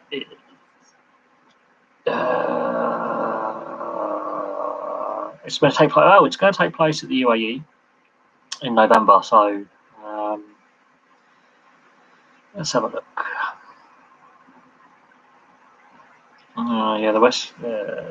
45 games.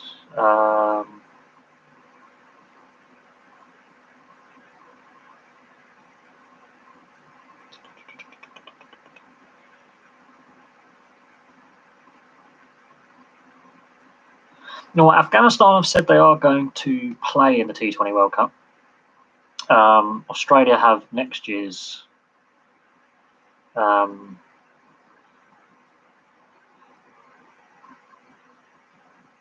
tournament. I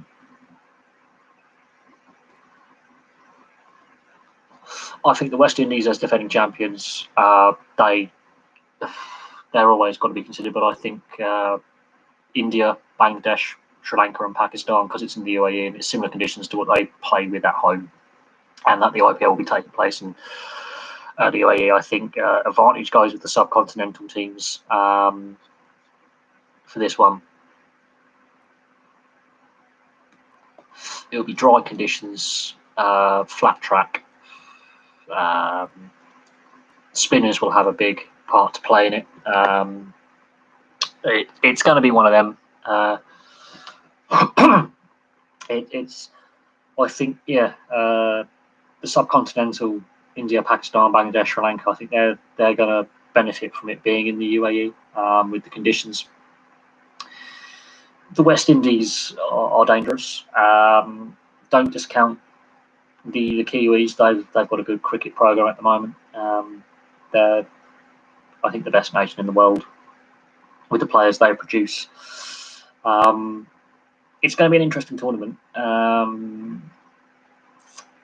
So we'll have to see what happens. There are some concerns, obviously, with COVID and all that. And Afghanistan have said they are going to participate, despite the ongoing political turmoil in Afghanistan. So we'll have to see what happens, really. I think it's a difficult tournament to predict because there wasn't one last year. The IPL taking place continuing in September. I think advantage goes to the subcontinental teams because they are pretty used to those conditions. It's going to be interesting to see what plays out.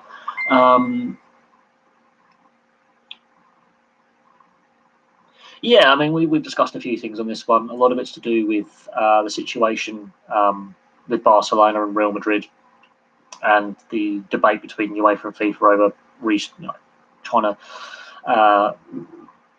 discussions over the international footballing format. Favourite Blackburn player of all time, Tugay, the little Turkish maestro. Seen him play a lot. Brilliant player. I remember watching his first goal for Blackburn against Southampton at St Mary's back in the day, a long time ago, nearly 20 years ago. He's my favourite player of all time.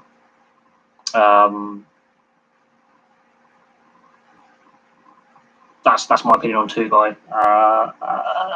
In regards to, and I've been, I'm a Blackburn fan. I have been for a very, very long time. I'm assuming you've seen. He's originally from Turkey. He played for Rangers at one point. Played the majority of his career with us. Very good set play specialist. Had a thunderous shot on him. He could score from like 30, 40 yards. Very skillful, very technical. Box-to-box midfielder, so he wasn't like a prolific goal scorer. But he's a he's a cult hero at Ewood Park. And he's a cult hero in football as well. If just type in Tugay and look at him on YouTube or some of his highlights. Exceptional player.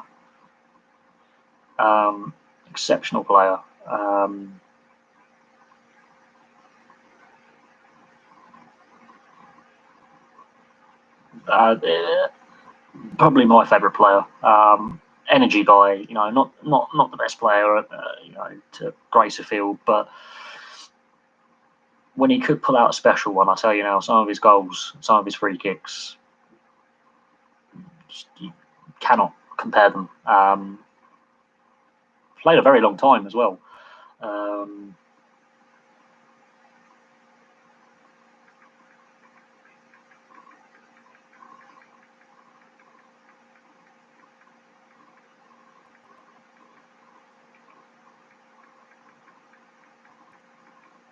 So yeah, I'm a big fan of Tugay. He ended his career, I think, in Turkey. I believe he's part of is it Fenerbahce, Galatasaray's coaching setup. He's he very interesting player. You could play him as a holding midfielder, play him in the centre, attacking midfielder. He was very versatile in midfield. And set ball specialist. So free kicks and corners. The power he could get on the ball as well. Frightening, the power he could get on the ball.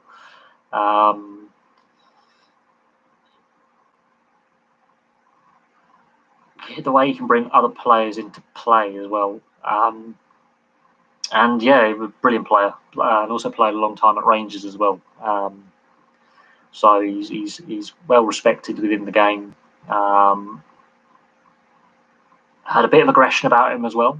Wasn't afraid of getting dirty and tackling, and basically you're a complete midfielder. And this is bearing in mind Tugay was playing at a time when there was a lot of dominant midfielders, not only in the Premier League but across Europe. And I think the quality of play was better than it is now. The quality of midfielders then to the quality of midfielders now, there's no comparison, in my opinion.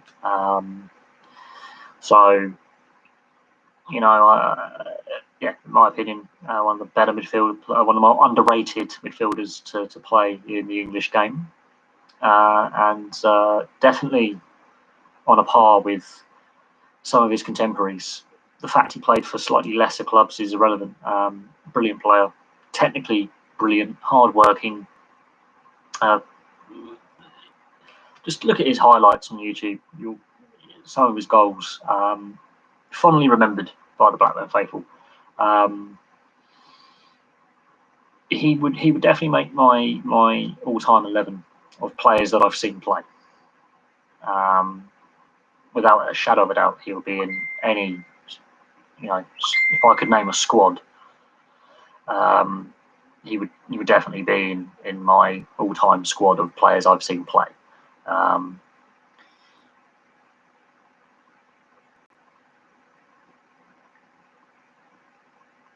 But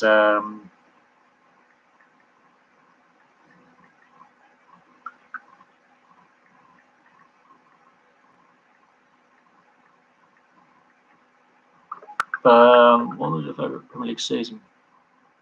Obviously, the title-winning season in 94-95 would rank quite highly. I wouldn't say I've got a favourite Premier League season. If I'm honest, I wouldn't. Is it?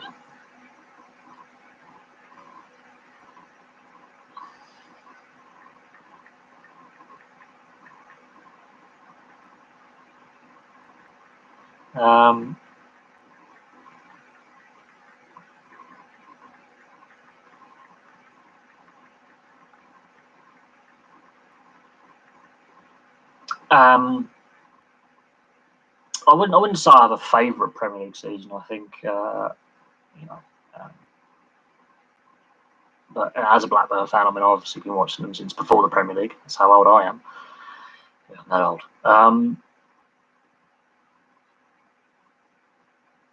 I was kind of happy when Leicester won the Premier League in 2016. I was working with a Leicester fan. One of my old managers was a Leicester fan, and the banter we had, he was very, very.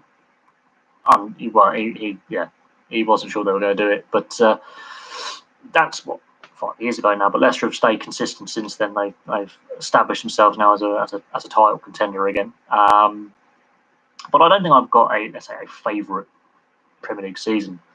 But I used to just enjoy watching like the FA Cup, the League Cup, the Champions League, the Europa League is what it became.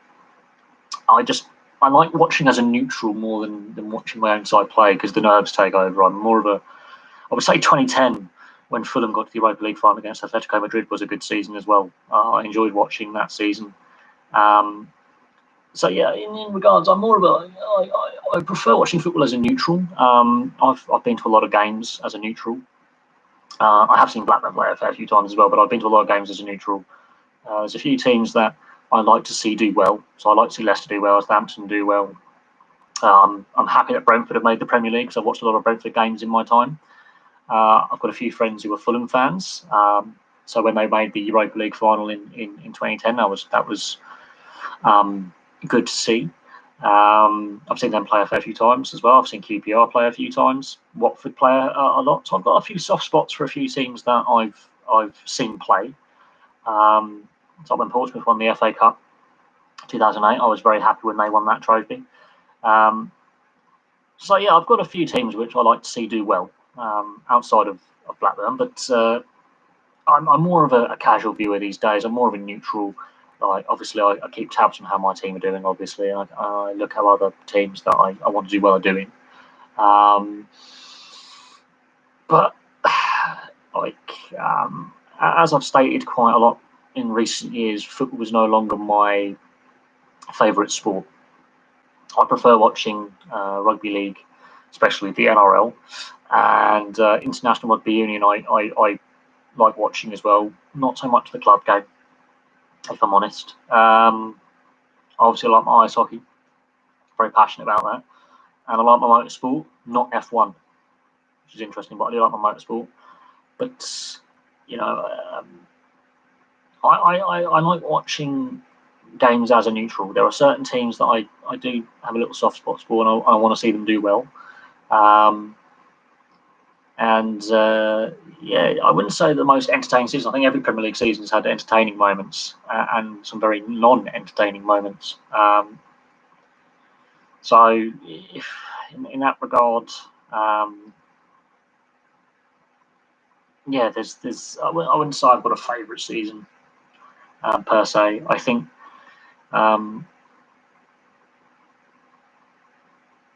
yeah, I think it's in my personal opinion, the quality of football is less now than what it was 20 years ago. Personal opinion, I think it's less entertaining now. But again, that's personal opinion. That's what I've seen, and I've watched a lot of really poor games as well. I've watched some really entertaining games, but I've watched some very poor games in recent years. Um, and the game has evolved in the years that I've been watching it, and sports evolved. The style of play's changed. The speed of the game has increased. There's more young players playing now. Um, the tactics have evolved. So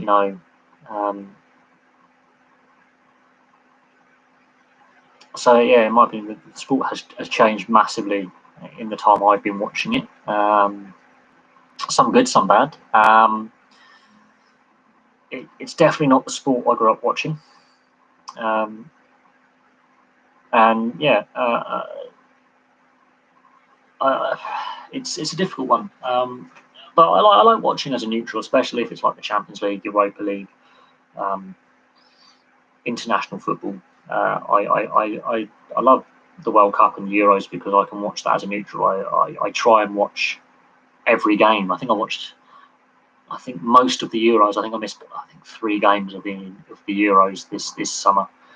And I like watching that as a neutral because it's just relaxing, I suppose. There's no investment in it if you're a neutral. I just like being entertained. And I picked Italy to win, and they just found a way to do it. They played a different style than what we're used to with the Italians. Mancini's done magical things. They've gone the longest international run of unbeaten games ever. They've set a new international record, which I think they're going to continue to be unbeaten for a very long time. I think this record could whoever finally beats Italy and stops them being unbeaten is going to have to really put a performance in that.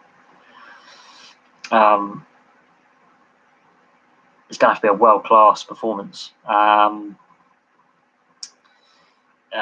got 36 games unbeaten or something. They've set a new international record that I think they're going to continue to break.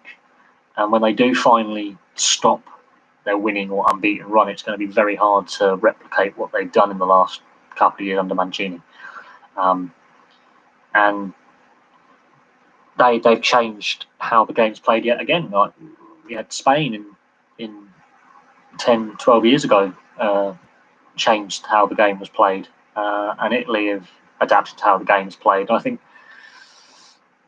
it's going to be very interesting to see, at the World Cup, who wins. It's going to be interesting to see who qualifies as well. And a rugby league question. Am I worried about the Super League? Well, look, the quality gap is between the NRL and the Super League is huge. The NRL is expanding. There's going to be an announcement made by the Australian Rugby League Commission about which bid is going to be the 17th team, and they're going to join the league in a couple of years' time. So the fact that Super League is planning to contract, well, they brought this on themselves with a very shockingly bad TV deal. Sky has, well, the TV deal is shocking, quite frankly. The quality of the game is nowhere near the same level as the NRL. I mean, the financial mess that the game is in, the the Wolfpack experiment, for example, didn't work.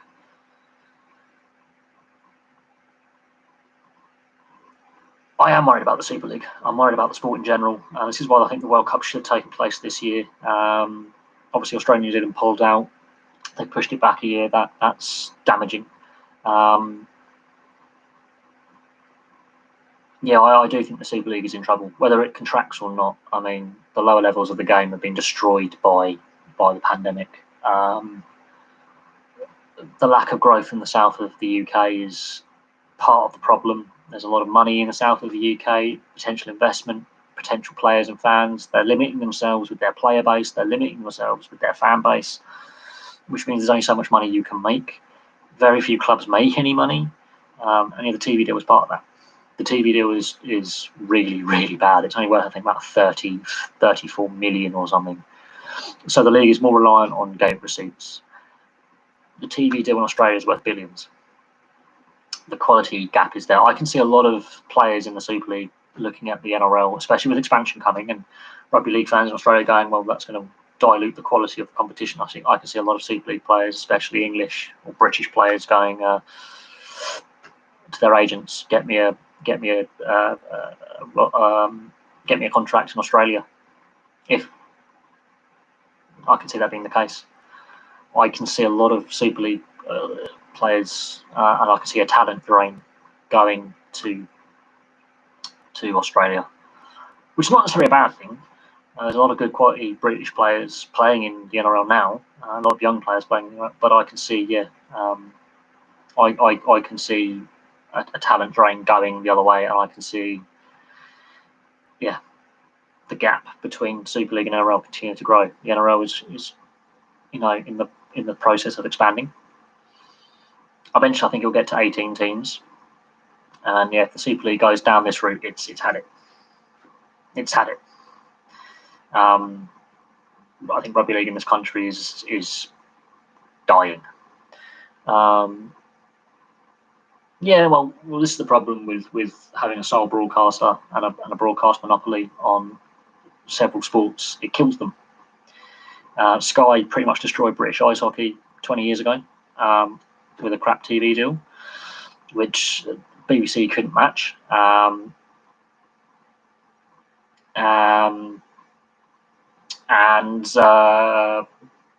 there's a reason why basketball has got a small following in this country and doesn't have a lot of money. Sky, ironically, is bad for sport, but it's the Murdoch media. Well, they don't really have a much of a controlling stake now in Sky B, but the damage has been done. The Super League board and the RFL need to hang their heads in shame, because they've, like the ECB, they've sold the soul of the sport. But only a handful of Challenge Cup games are broadcast on the BBC. And yes, the agreement that the Rugby League World Cup organisers got with the BBC to have every game shown live is a massive deal for the exposure. But I think it's too little, too late. The game has gone backwards in this country. And they say that people in the south of England aren't interested. Well, if we weren't interested, why do we have the London Broncos still going as a concern? Why do we have the London Scholars? There are fans down here. We are not counted. We're not considered. We are an afterthought. The people running the game don't help the situation. There needs to be massive reform in governance, and get regular season games, not Challenge Cup, on free-to-air TV. It's not hard. It isn't. The viewership figures of the Premier League when they had free-to-air games in response to COVID tell you all you need to know about things.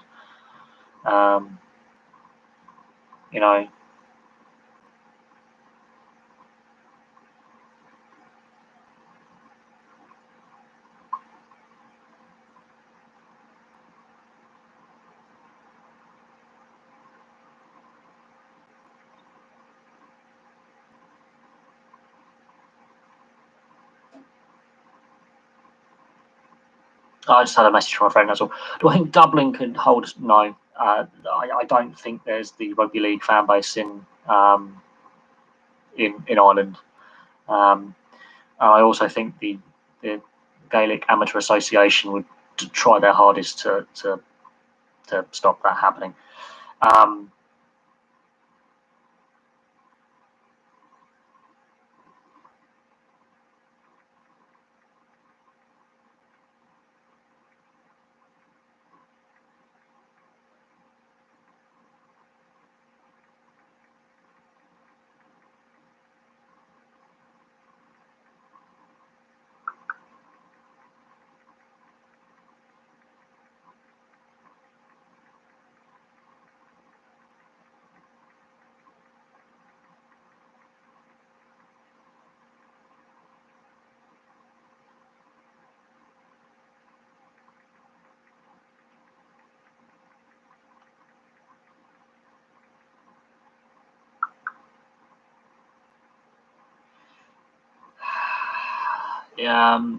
But no, I don't think I don't think Dublin could have a Super League team. Sport in Ireland's got a lot of financial issues that are well documented. The Football Association of Ireland are in a mess. Rugby union's okay. The Gaelic Amateur Association have basically stated they're going to stay amateur for I don't know how long. They're pretty much professionals. I don't know what could happen there. Coventry Bears, well, they draw 300 fans a game. They don't draw any fans. Rugby union is the main better of the two codes and more established in Coventry. I can't see, but again, that's to do with exposure of the game and TV deal. Are you a fan of professional hockey NHL players playing in the Olympics? Well, the last Olympics, KHL players played. So the professional players playing at the Olympics has been a thing now since, I believe, I think 98 the NHL first went. I think it was the early 90s professional players started going to the Olympics as like NHL or KHL or the European leagues. It means a higher quality of play and it's more exposure for the sport globally. The Olympics is a global event, and it helps the imprint of the game globally. And it's the most watched event at the Winter Olympics is the men's ice hockey final. So I'm in favour of it. The NHL actually still could possibly back out. They haven't, I believe, until January 10th to confirm that they are going or not going. They've said they're going. It's part of the collective bargaining agreement. They don't want to have a player strike. They want to get a full season done, but it does mean that the league will have to shut down for 2 to 3 weeks while the Olympics takes place. I remember Nagano, I think, was the first games that the NHL went in '98. Don't believe they went to Lillehammer in '94, but in '94 there was obviously before the Nagano Olympics there was issues with a lockout shortened season and a player strike. Part of the collective bargaining agreement in the mid-90s was we go to the Olympics. They went to the Olympics under that bargaining agreement. Obviously, we had the lost season in 2004, 2005. Under that current bargaining agreement they had then, they went to 2006 in Turin. They went to 2010 in Vancouver, obviously, with Sid the Kid scoring the winning goal. They went in 2014 to Sochi. They didn't go to Korea. And the players have said they want to go. And the NHL, with the collective bargaining agreement, they can't afford player unrest. But Gary Bettman, if Gary Bettman had his way, and the owners, they wouldn't allow their players to go, but they can't afford to push too back because of escrow and because of retained salary because of COVID. It's a dangerous game to push back against the NHLPA, especially in an expansion year with Seattle. I'm in favour of it because you get to see the best players and a better quality of products. 3 years ago, that Olympics, I mean, there's a reason why the Germans win silver. It's because the NHL players weren't there. The KHL players and the other European leagues were there, and the AHL. I mean, Canada and US basically put out a collegiate AHL teams, and they weren't anywhere near as good as previous Olympics. I remember watching the Nagano Olympics. I remember watching Salt Lake, and bear in mind I was already a fan, so for me it wasn't anything crazy. But yeah, I remember watching those Olympic Games and enjoying them thoroughly. I loved watching them. I'm in favour of it, but it either way, even if the NHL players don't go, the players there are professionals. The players want to go.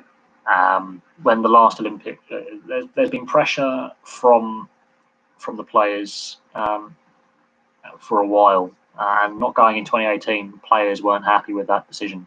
Erik Karlsson, Alexander Ovechkin, these are big name players. These are superstars of the game. They weren't happy, and obviously since then we've had the Vegas expansion. We've had the Seattle expansion. There's more money in the game. We've had the COVID shutdown, the COVID disrupted seasons of the last 2 years. The NHL has to be careful because they cannot risk a lockout, which nearly happened, especially with Seattle, their first season. They cannot risk that. So it's a difficult one. The fans obviously would prefer the NHL players going. Winter Olympics is the biggest prize in international hockey. International, yes. The World Championships takes place every year, and look, massive fan of it. But no, the Olympics, because it's every 4 years now. It used to be every 2 years until Albertville and Lillehammer. Lillehammer was the last 2-year cycle for the Winter Olympics, and then Lillehammer in '94. Then it was 4 years to Nagano. It's part of the Triple Crown, winning the Stanley Cup, World Championships, and the Olympics.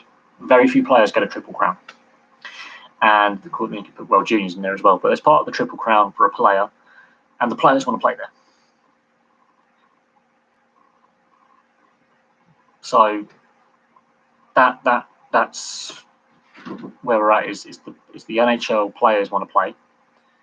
And don't get me wrong, the KHL is a top quality league, but it's not on the same level as we saw at the last Olympics. The KHL, AHL players are not on the same level as the NHL.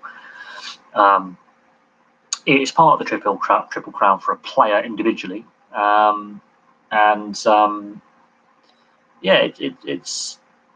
it's something that only happens every 4 years. So you might get 1 or 2 chances as a player in the modern era to play at the Winter Olympics.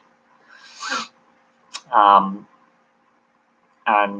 might get 1 or 2 opportunities. And the fact that the NHL didn't go in 2018, that didn't sit well with the players. And some players never get to represent their country at the Olympics, who play at the top level. So it's like a World Cup in football, or rugby league, or rugby union, or cricket as T20 World Cup.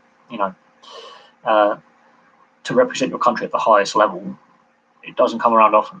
In some sports, it's a 4-year cycle in most World Cups and Olympics. So when you've got a 4-year cycle, you might get 1 or 2 opportunities. Some players are lucky to get 3 or possibly sometimes 4 opportunities to represent their country at a major international tournament like this. So for a player, it's a fleeting opportunity that doesn't come around often. So yes, I think it is the biggest prize in international ice hockey. What would be the third best league? The SHL, the Finnish Liga, the Swiss League, I think, CHL, the Swiss League, I think is considered by many to be the third league, or you could say the AHL, KHL, kind of sort of sharing second place for standard. But no, the Swiss League, I think, would be the third best league in the world. The Swiss leagues and the Swedish league are pretty equal, and the Finnish league as well. And the German league's pretty good. It's a difficult one. It's a difficult one. The Swedish and Swiss leagues, I think, are about comparable, and then the Finnish Liga is close behind as well. You just look at the players that come out of those leagues that end up going to play in the NHL or who have played in the NHL. In Sweden and Finland, it is pretty much a national sport. So because of the winter weather, and they've got some great players, historical teams. So it's close. The European leagues are all very close now. The quality levels are nicely spread around. So there's not much separation, I suppose, between the leagues now. I think the Scandinavian leagues are, a bit further ahead historically, but the game in Germany is pretty solid and well supported, and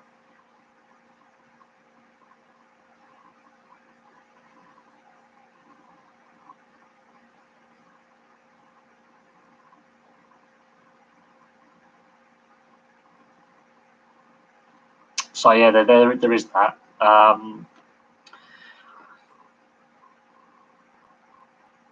But I haven't watched. I mean, I've watched a fair bit of the Swedish league on in the last couple of years. It's good quality. There's a lot more skill-based players in the European leagues.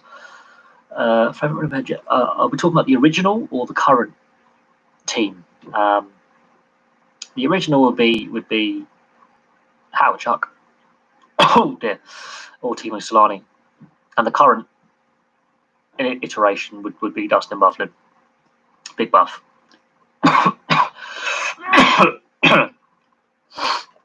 Dustin Bufflin, I think, just because the guy's an absolute animal, and it's a shame how his career sort of ended. But ankle injuries, if you're a 2A defenseman and you've got an ankle problem, especially a high ankle injury, you're going to lose all your pace and all your mobility, and then you're just a roadblock then, and then you're less effective. Just look at Erik Karlsson with his ankle problems and how his career, how he's not the same player. And with the speed of the game now,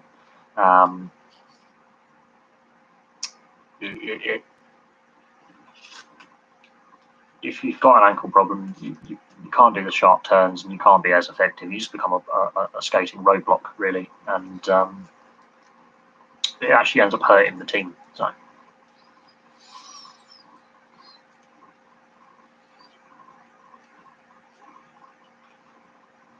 But yeah, no, for me it'd be Dustin Bufflin, Big Buff.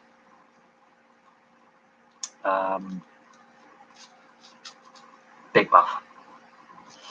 Yeah, but it is a shame how his career sort of ended up. But injuries took their toll, and the physicality of the game took its toll on him.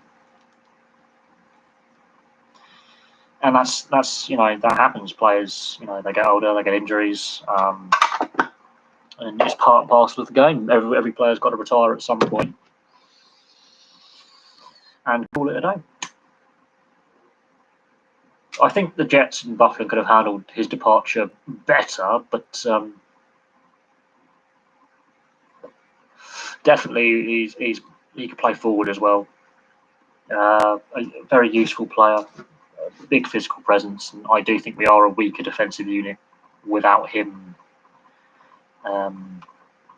Without him on the blue line the last couple of years, we are weaker defensively. But it is what it is.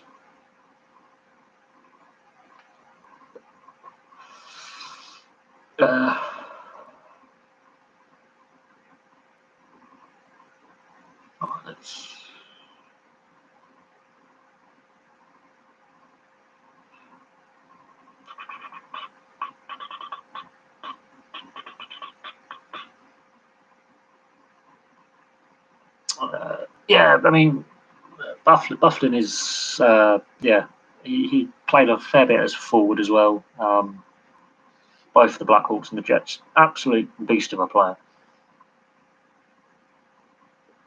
And people forget that he started at the Chicago Blackhawks as well. A lot of people do forget that. But I remember just that game against Nashville in the playoffs where he's basically picked up two players, ragdolling them. Lives long in the memory, but the style of play that he played, it takes it out of the body, and injuries start piling up and take their toll and make you less effective.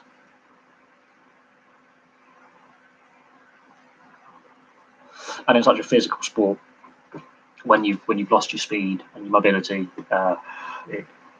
it's you're going to harm the team basically, rather than aid. Oh god, okay. There's bloody things going everywhere. But yeah, no, in his prime, absolutely brilliant. The 2018 playoffs, absolute machine.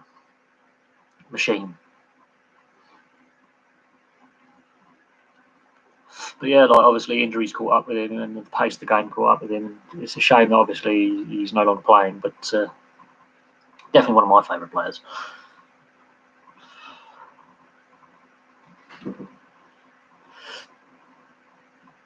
Without a shadow of a doubt. I mean, I would have him in my fantasy team. No shadow of a doubt on that.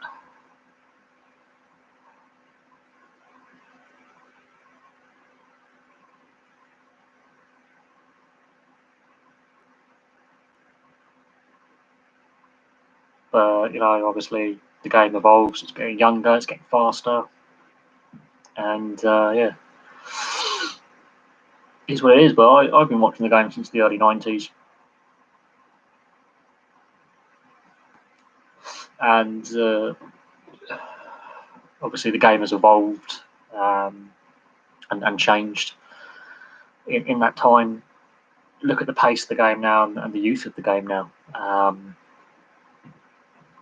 Just getting younger and faster every year. Younger and faster every year.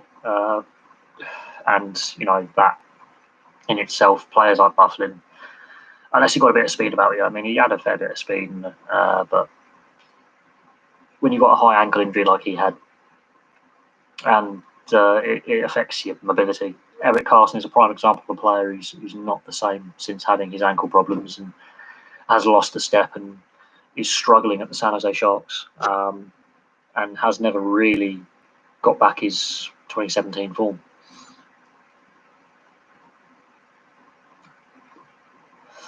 And he doesn't look the same player. I don't know how much longer Carlson could keep playing. So there is that.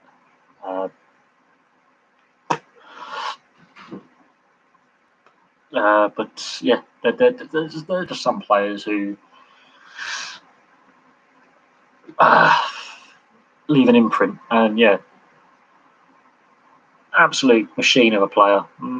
I remember his hit on Luke Gazdic in 2014, 2015, where he flipped him. Clean hit, just cartwheeled him. Two big bodies colliding, centre ice. It'd be interesting to look at his career numbers. He could, you know, double-figure goals, assists, solid player, one of the best defensemen of one of the best two-way defensemen, I believe, because he's very good defensively and very good offensively as well. You can play him on a forward line as an emergency winger. Not on the same level as Brent Burns for goal scoring, but physical presence and a big personality as well. Very big personality. But yeah, it's a pity he's retired. I think the Jets have lost something there in the locker room, lost something on the ice. But the team's still going all right. So, but yeah, it's very difficult to replace a player like that who has such a leadership role. And do you think Champions Hockey has become popular? Yes, I do think it's popular. I think COVID's going to affect it this season.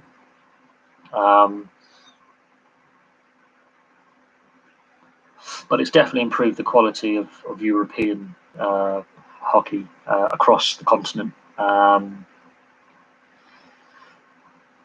Absolutely.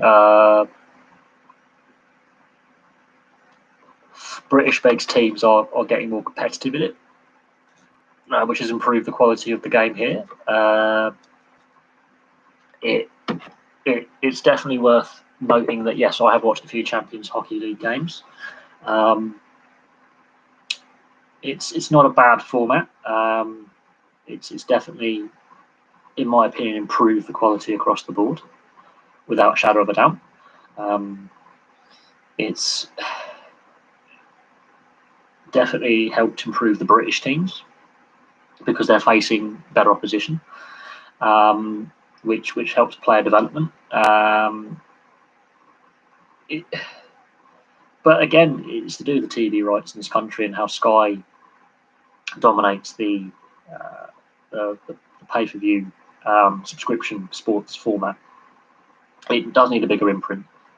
It is, well, we deserve to be there by right. We have a professional hockey setup.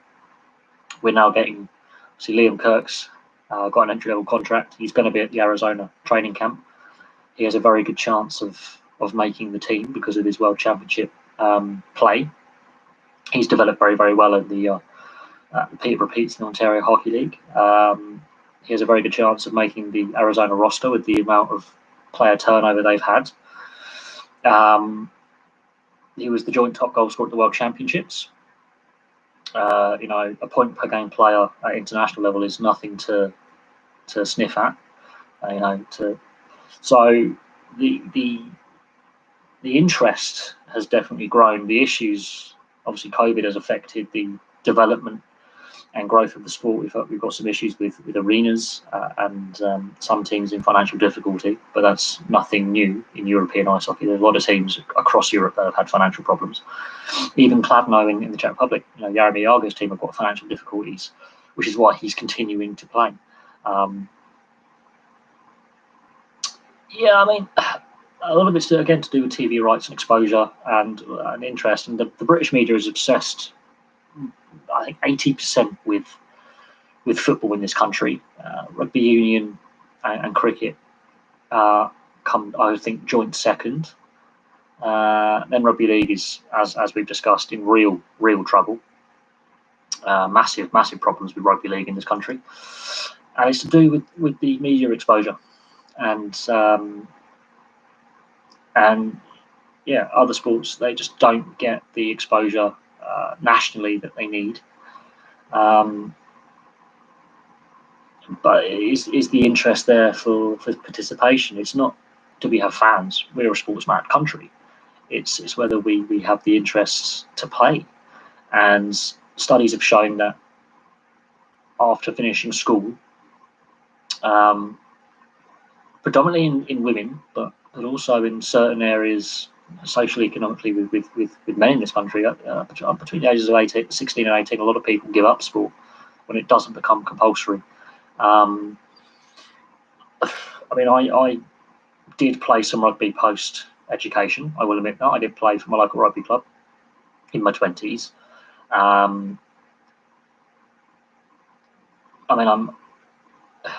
If I could get some money together, I would join the local cricket club down the road. There is a local cricket club 10-15 minute walk away from where I live. There's another local rugby club about half hour walk, 45 minute walk from where I live. So there are some local sports clubs nearby. It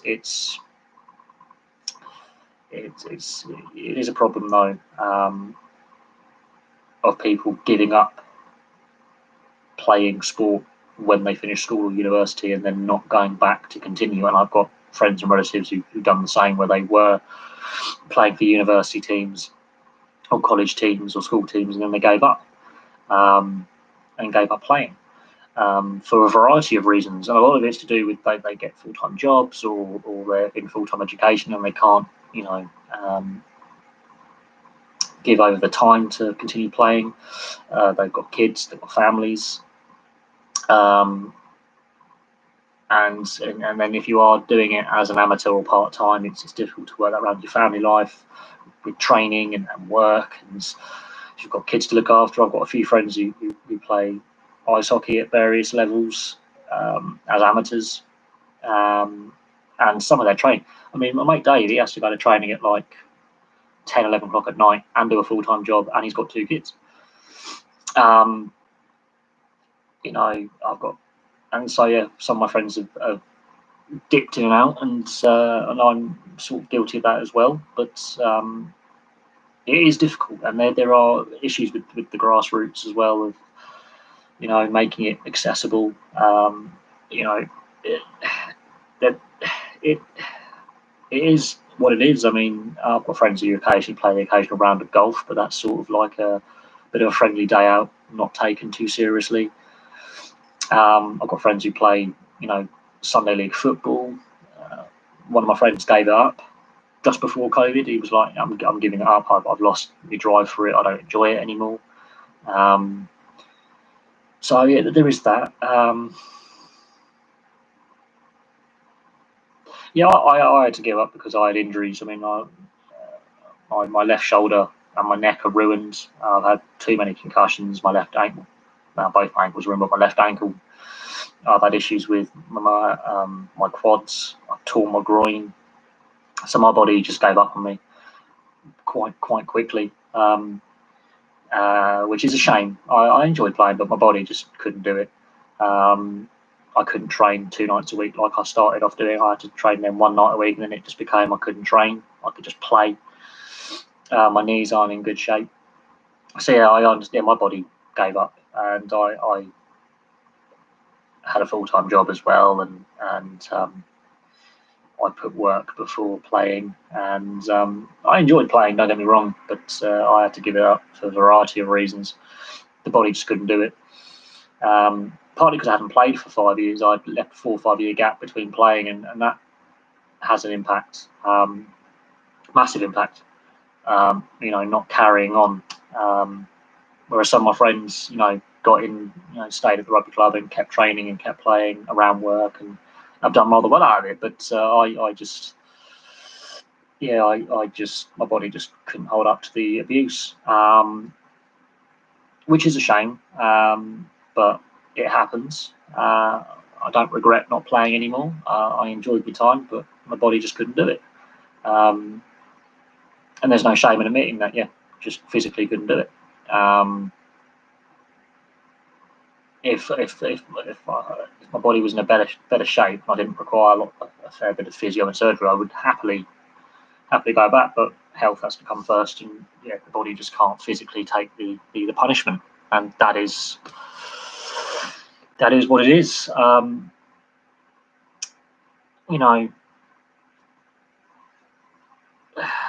It's a shame that obviously not being able to continue playing, but it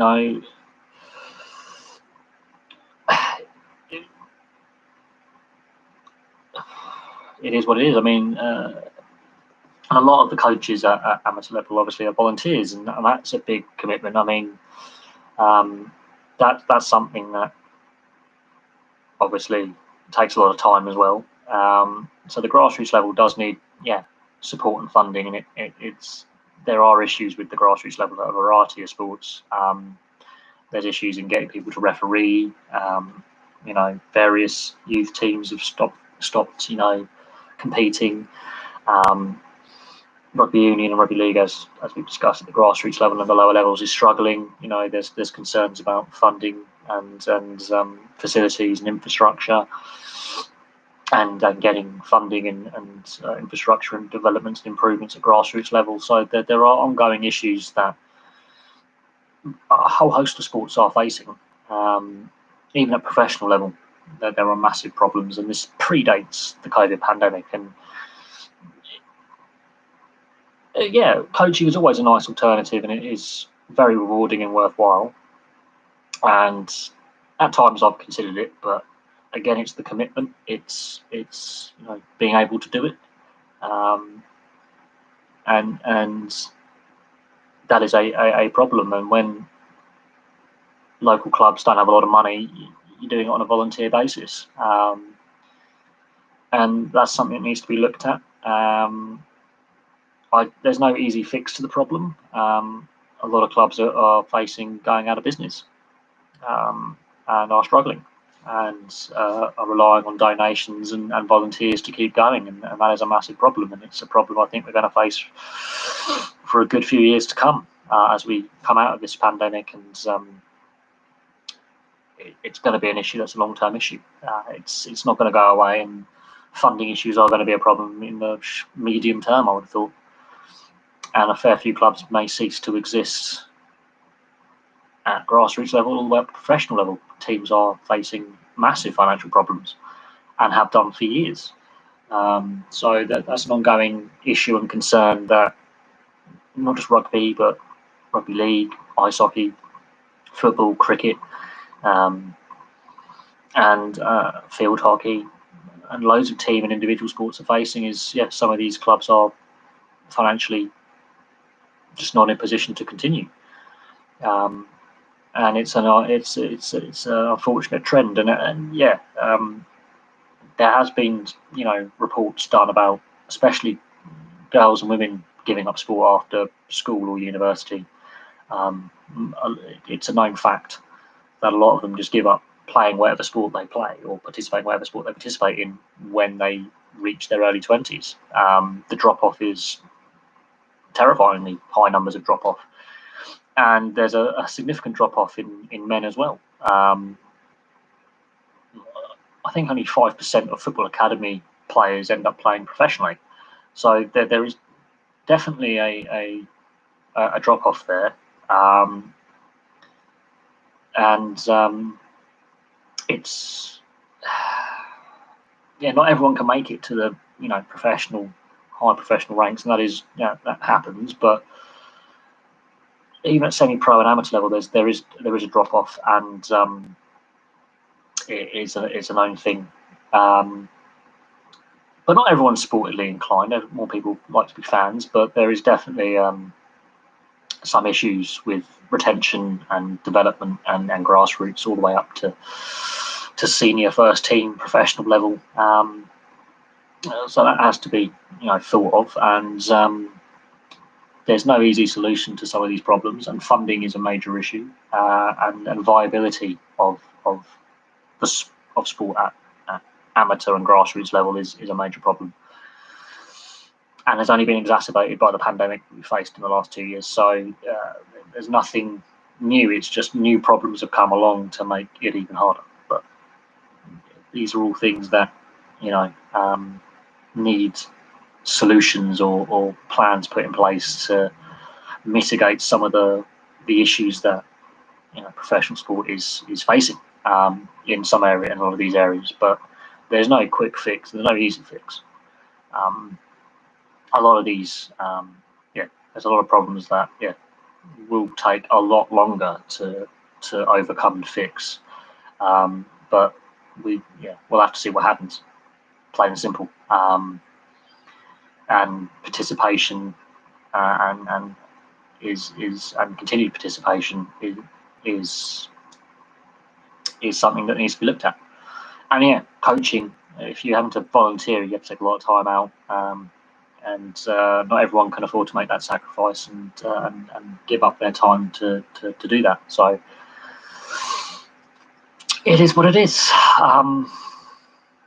So we'll have to see what happens there.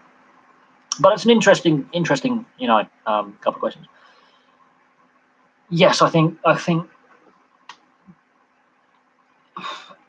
do think the Premier League. There's been some pros and cons with it, but the media has a part to play in this, and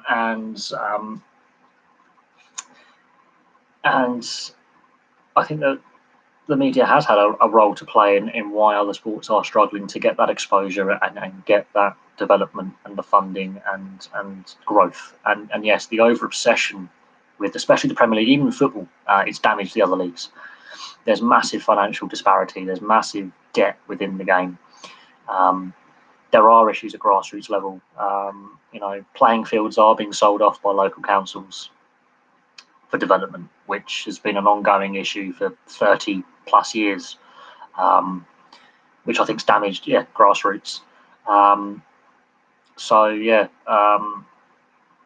I can remember with me and my mates used to have kickabouts. In our early 20s, we used to play a little bit of football on the old AstroTurfs, and some of them were in a terrible, terrible state of repair. They were in really bad state, almost unplayable. We tried our best, but some of them were in a really, really rough state at some time. And there's been some investment in some of the local infrastructure in the area where I live, but other areas, those playing fields and AstroTurfs have been sold off, and developed into housing or industrial units. So while the Premier League makes all this money, the grassroots level and other sports have been massively hampered and damaged by that. So there's no denying that is a problem. And yeah, we'll have to see what happens. But the ongoing issue with accessibility to public facilities, such as tennis courts, cricket pitches, sports halls, sports centres, playing fields, and major issues with public sporting facilities, which is what you need for the grassroots to succeed. They're ongoing issues there. But it is what it is. I think, yes, the byproduct of there are not many bits of grass that are kept short. There's a couple of playing fields near me, which are reasonably well looked after, and there's a couple of non-league teams and Sunday league teams that play near here, where I live. But yeah, the facilities are pretty spartan. Then the groundskeepers and whoever owns the land obviously try their best to keep them obviously playable, but they're not. It's not a good state of affairs, if we're being honest. So yeah, I wouldn't call me the cooking boffin. I really wouldn't. Microwave meals and fast food. My cup of tea. I mean, there are issues with as a grassroots infrastructure, and it's not just a British problem. It's more of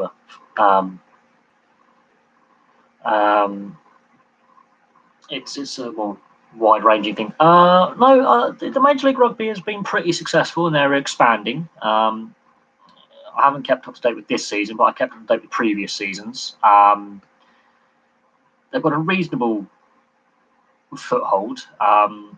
They've signed some pretty big, ex-international players to teams over there. I think they've got the idea right. I think they are improving, but the NFL just has an ability to print money. They have to play Major League Rugby more in the summer months. But progress is being made, and it's a small start, but it's a start. I think it won't be on the same level as even Major League Soccer or the NHL. It will be a smaller professional league, but it will grow and it will stabilise, and it will be a solid foundation. It just won't be on the same level as the NFL. But then again, we might have an NFL players' strike, for example. We might have an NFL lockout. Anything could happen with the NFL. You just don't know. When the NHL had its last major lockout in 2004-2005, Canadians went en masse to the CFL to watch, and the viewership was never higher. So it's all about when you play the games. They've worked out that rugby's best played in America between March and September. You don't clash with the NFL. So I think you can work a way around that. It's a very popular at university now, and there is a professional league set up. So it is making the progress that will help grow the game. It will never be on the same level as the NFL. I think we can all agree with that. But I think they've got a good solid foundation, and the game will grow eventually, and it will reach a solid level. There is clearly interest in. I wouldn't say they should start playing the European Challenge Cup. I mean, there's all the logistics behind that, and with the pandemic, that's a nice idea, but I don't think makes a lot of sense in the current climate. But no, the Major League Rugby, I've enjoyed watching what I've watched of it. It's very entertaining. It's not on the same level as the Europeans and Southern Hemisphere powerhouses, but it is entertaining. And you've got players from all around the world playing there, so it is entertaining. It's a decent level. It's professional level. It's not the same level as the European leagues, but if the European leagues continue having money issues, I can see more players who play in Europe, where there are financial difficulties at some clubs, going, I might go to the US because there's the corporate funding behind it, and I can still play and be a professional and earn some good money whilst I'm playing.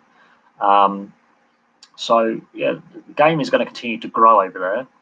It's very popular in California. It's very popular in the northeast of the US. It's had a decent following in Canada for quite some time.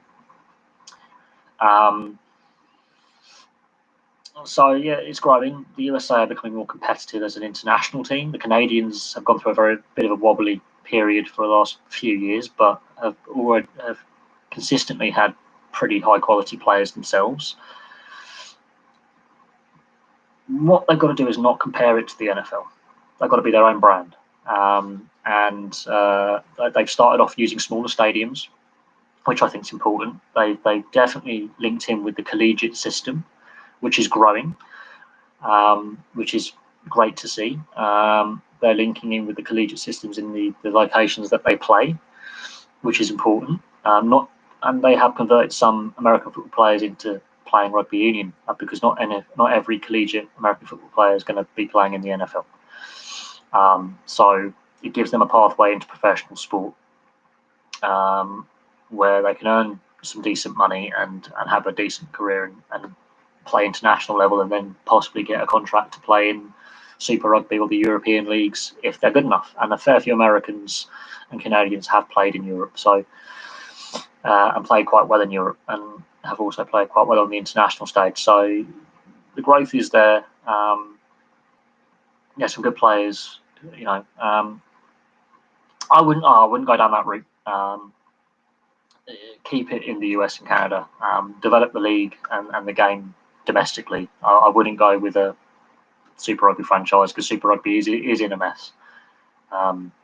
It's fallen apart basically into the various regional nations now playing it.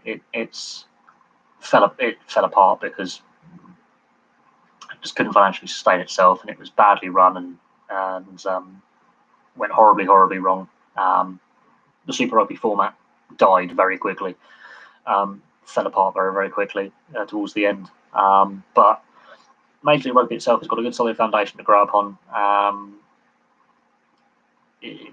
It's growing in popularity. It's expanding. More teams are signing up to play, so the player base is growing. The fan base is growing. And long may that continue. And then you've got Rugby League starting up its professional rugby league in America as well. So there's growth there. Both codes look positive for growth in the US and Canada. Yeah, Super Rugby, it was a mess, absolute mess. They got it wrong. There was constant infighting between the unions. They basically, the Sunwolves and the Jaguares were hampered. The way Western Force were dealt with by Rugby Australia under the rationalisation. How New Zealand can support 5 teams beyond me. They cut 2 South African teams. It completely went to pot. The logistics were a mess. The infighting between the unions over things, the whole thing just became shambolic. They got it horribly wrong. The pandemic sped up the demise of Super Rugby. But Super Rugby, I mean, when was the last time you saw a full attendance at a Super Rugby match? Because I've watched a fair bit of Super Rugby over the years, and there's so many empty seats, it's ridiculous. South Africa and New Zealand, you would think would be rugby mad, and there was so many empty seats at games. Absolutely, that shouldn't be the case. The crowd numbers in Australia were shockingly poor. The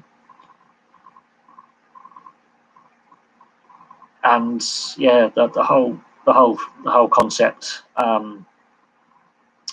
became very flawed very quickly. And then the domestic game in Australia is shambolic. The Sheffield Shield is really not good quality. And if you look at the amount of rugby union players who convert to rugby league in Australia and New Zealand, it's very high, especially in Australia. They are bleeding players at grassroots level. The amount of players who are currently playing in the NRL at some point who played youth or junior level, who gave up and converted to rugby league, there's a fair number. And Cooper Cronk is actually a prime example of a player who was playing union, ended up playing league. Clint Gutherson started out playing union at youth level, ended up becoming a league player. There's a few more as well who were playing union, ended up playing league. So there's an issue with pathways, and there's an issue with player retention and youth development, and the quality level and the pay. It's just non-comparable, really. Yeah, we'll have to see what happens with South African rugby as well. There's issues there, and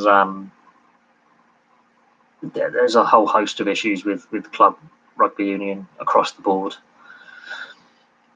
Just across the board, there's money problems, and this is where I think Major League Rugby can grow massively, is if they can pinch a lot of these players who are, got issues with their contracts, uncertainty over, money, who will look to ply their trade in the US and Canada. I think there's going to be an exodus from Europe and Australia and South Africa to Major League Rugby, which will honestly benefit the game in North America massively. But there's massive issues in the traditional rugby union nations, massive problems, and money is part of it, and it's going to continue. There's issues in the Pro League, there's issues in English rugby, South Africa, Australia, massive financial problems. That is, look at Rugby Australia. They are in a complete and utter mess as a governing body, and the sport in Australia is a terrible mess. And it's not good. I wouldn't say a lot of rugby league players will go to union. It's the other way around. It's easier to convert a union, especially outside back. Dual code players, it's mostly outside backs that do the switch most successfully. So, but again, it's we'll have to wait and see what happens with issues with rugby union and rugby league in this country and further afield. It's one of them. It is one of them with the issues that the various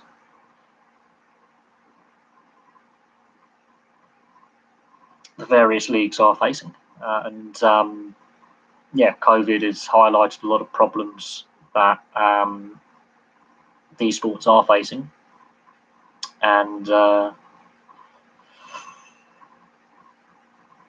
it's going to be interesting to see how it all plays out. Really will be very interesting how it all plays out. So, but yeah.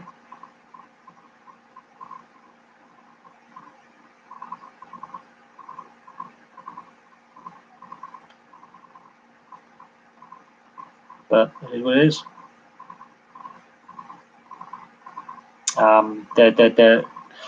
The money issues within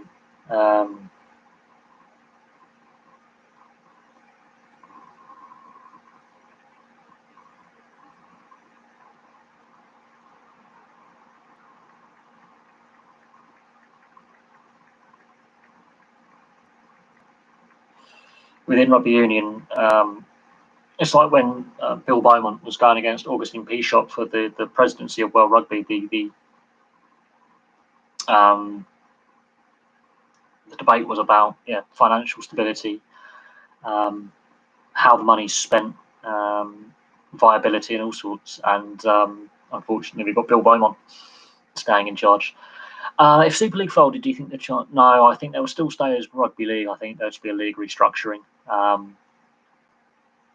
and a new league format and a new TV deal would have to be discussed. I think if Super League folds or hits any further difficulties, I think the RFL will have to seriously consider their position. The club owners will have to consider their position. And they've only got themselves to blame. And I feel most sorry for the fans and players. But yeah, I would definitely see a league restructuring is important. I wouldn't see them switching to union for the historical standpoint of it. And that would mean restructuring the whole rugby union, league structure, because there's already teams, in the north, and that would be chaotic at best. But the club owners and the RFL would have to have some very tough discussions about TV deal and restructuring, and it might have to go to semi-pro, which would really lead to an exodus of players looking at the NRL, looking at the new league being set up in North America, and you'll see an exodus of players and a talent drain, and it would set the game back 20 years. But there is definitely massive issues within the sport, and it's of the sport's own making. And it's to do with the governance, it's to do with the hierarchy of the sport. It's not to do with the players, it's not to do with the fans, it's to do with how the game is run. And whoever signed that TV deal deserves to be shot. Absolutely. Whoever signed that TV deal really has damaged the game. But then obviously you've got the World Cup next year. That needs to be considered. And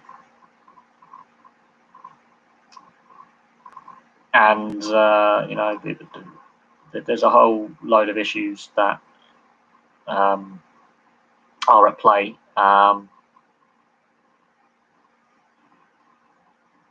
So there's a lot to consider.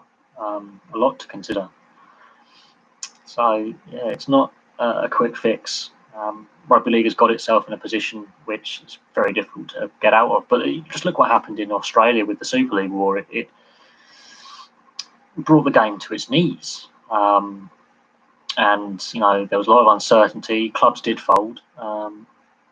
Look, we don't know. There's a lot of questions that the RFL has to answer. And a lot of questions need to be asked, absolutely. But that TV deal is a joke, absolute joke. And the power that Sky has, if Sky wants to turn the tap off, kills the game. The game is in crisis. And I can see an exodus of players, and I can see clubs folding, and that will be more ruinous for the sport long term. The sport is in a very bad situation right now, but what can be done? Plain and simple. The sport is in a very bad position, very bad. Right, I'm going to call it a night. A lot of interesting points raised, a lot of good discussions. Thank you very much for all your questions. I will have some more videos for you very, very soon. Thank you very much for all your time, and I shall see you very, very soon.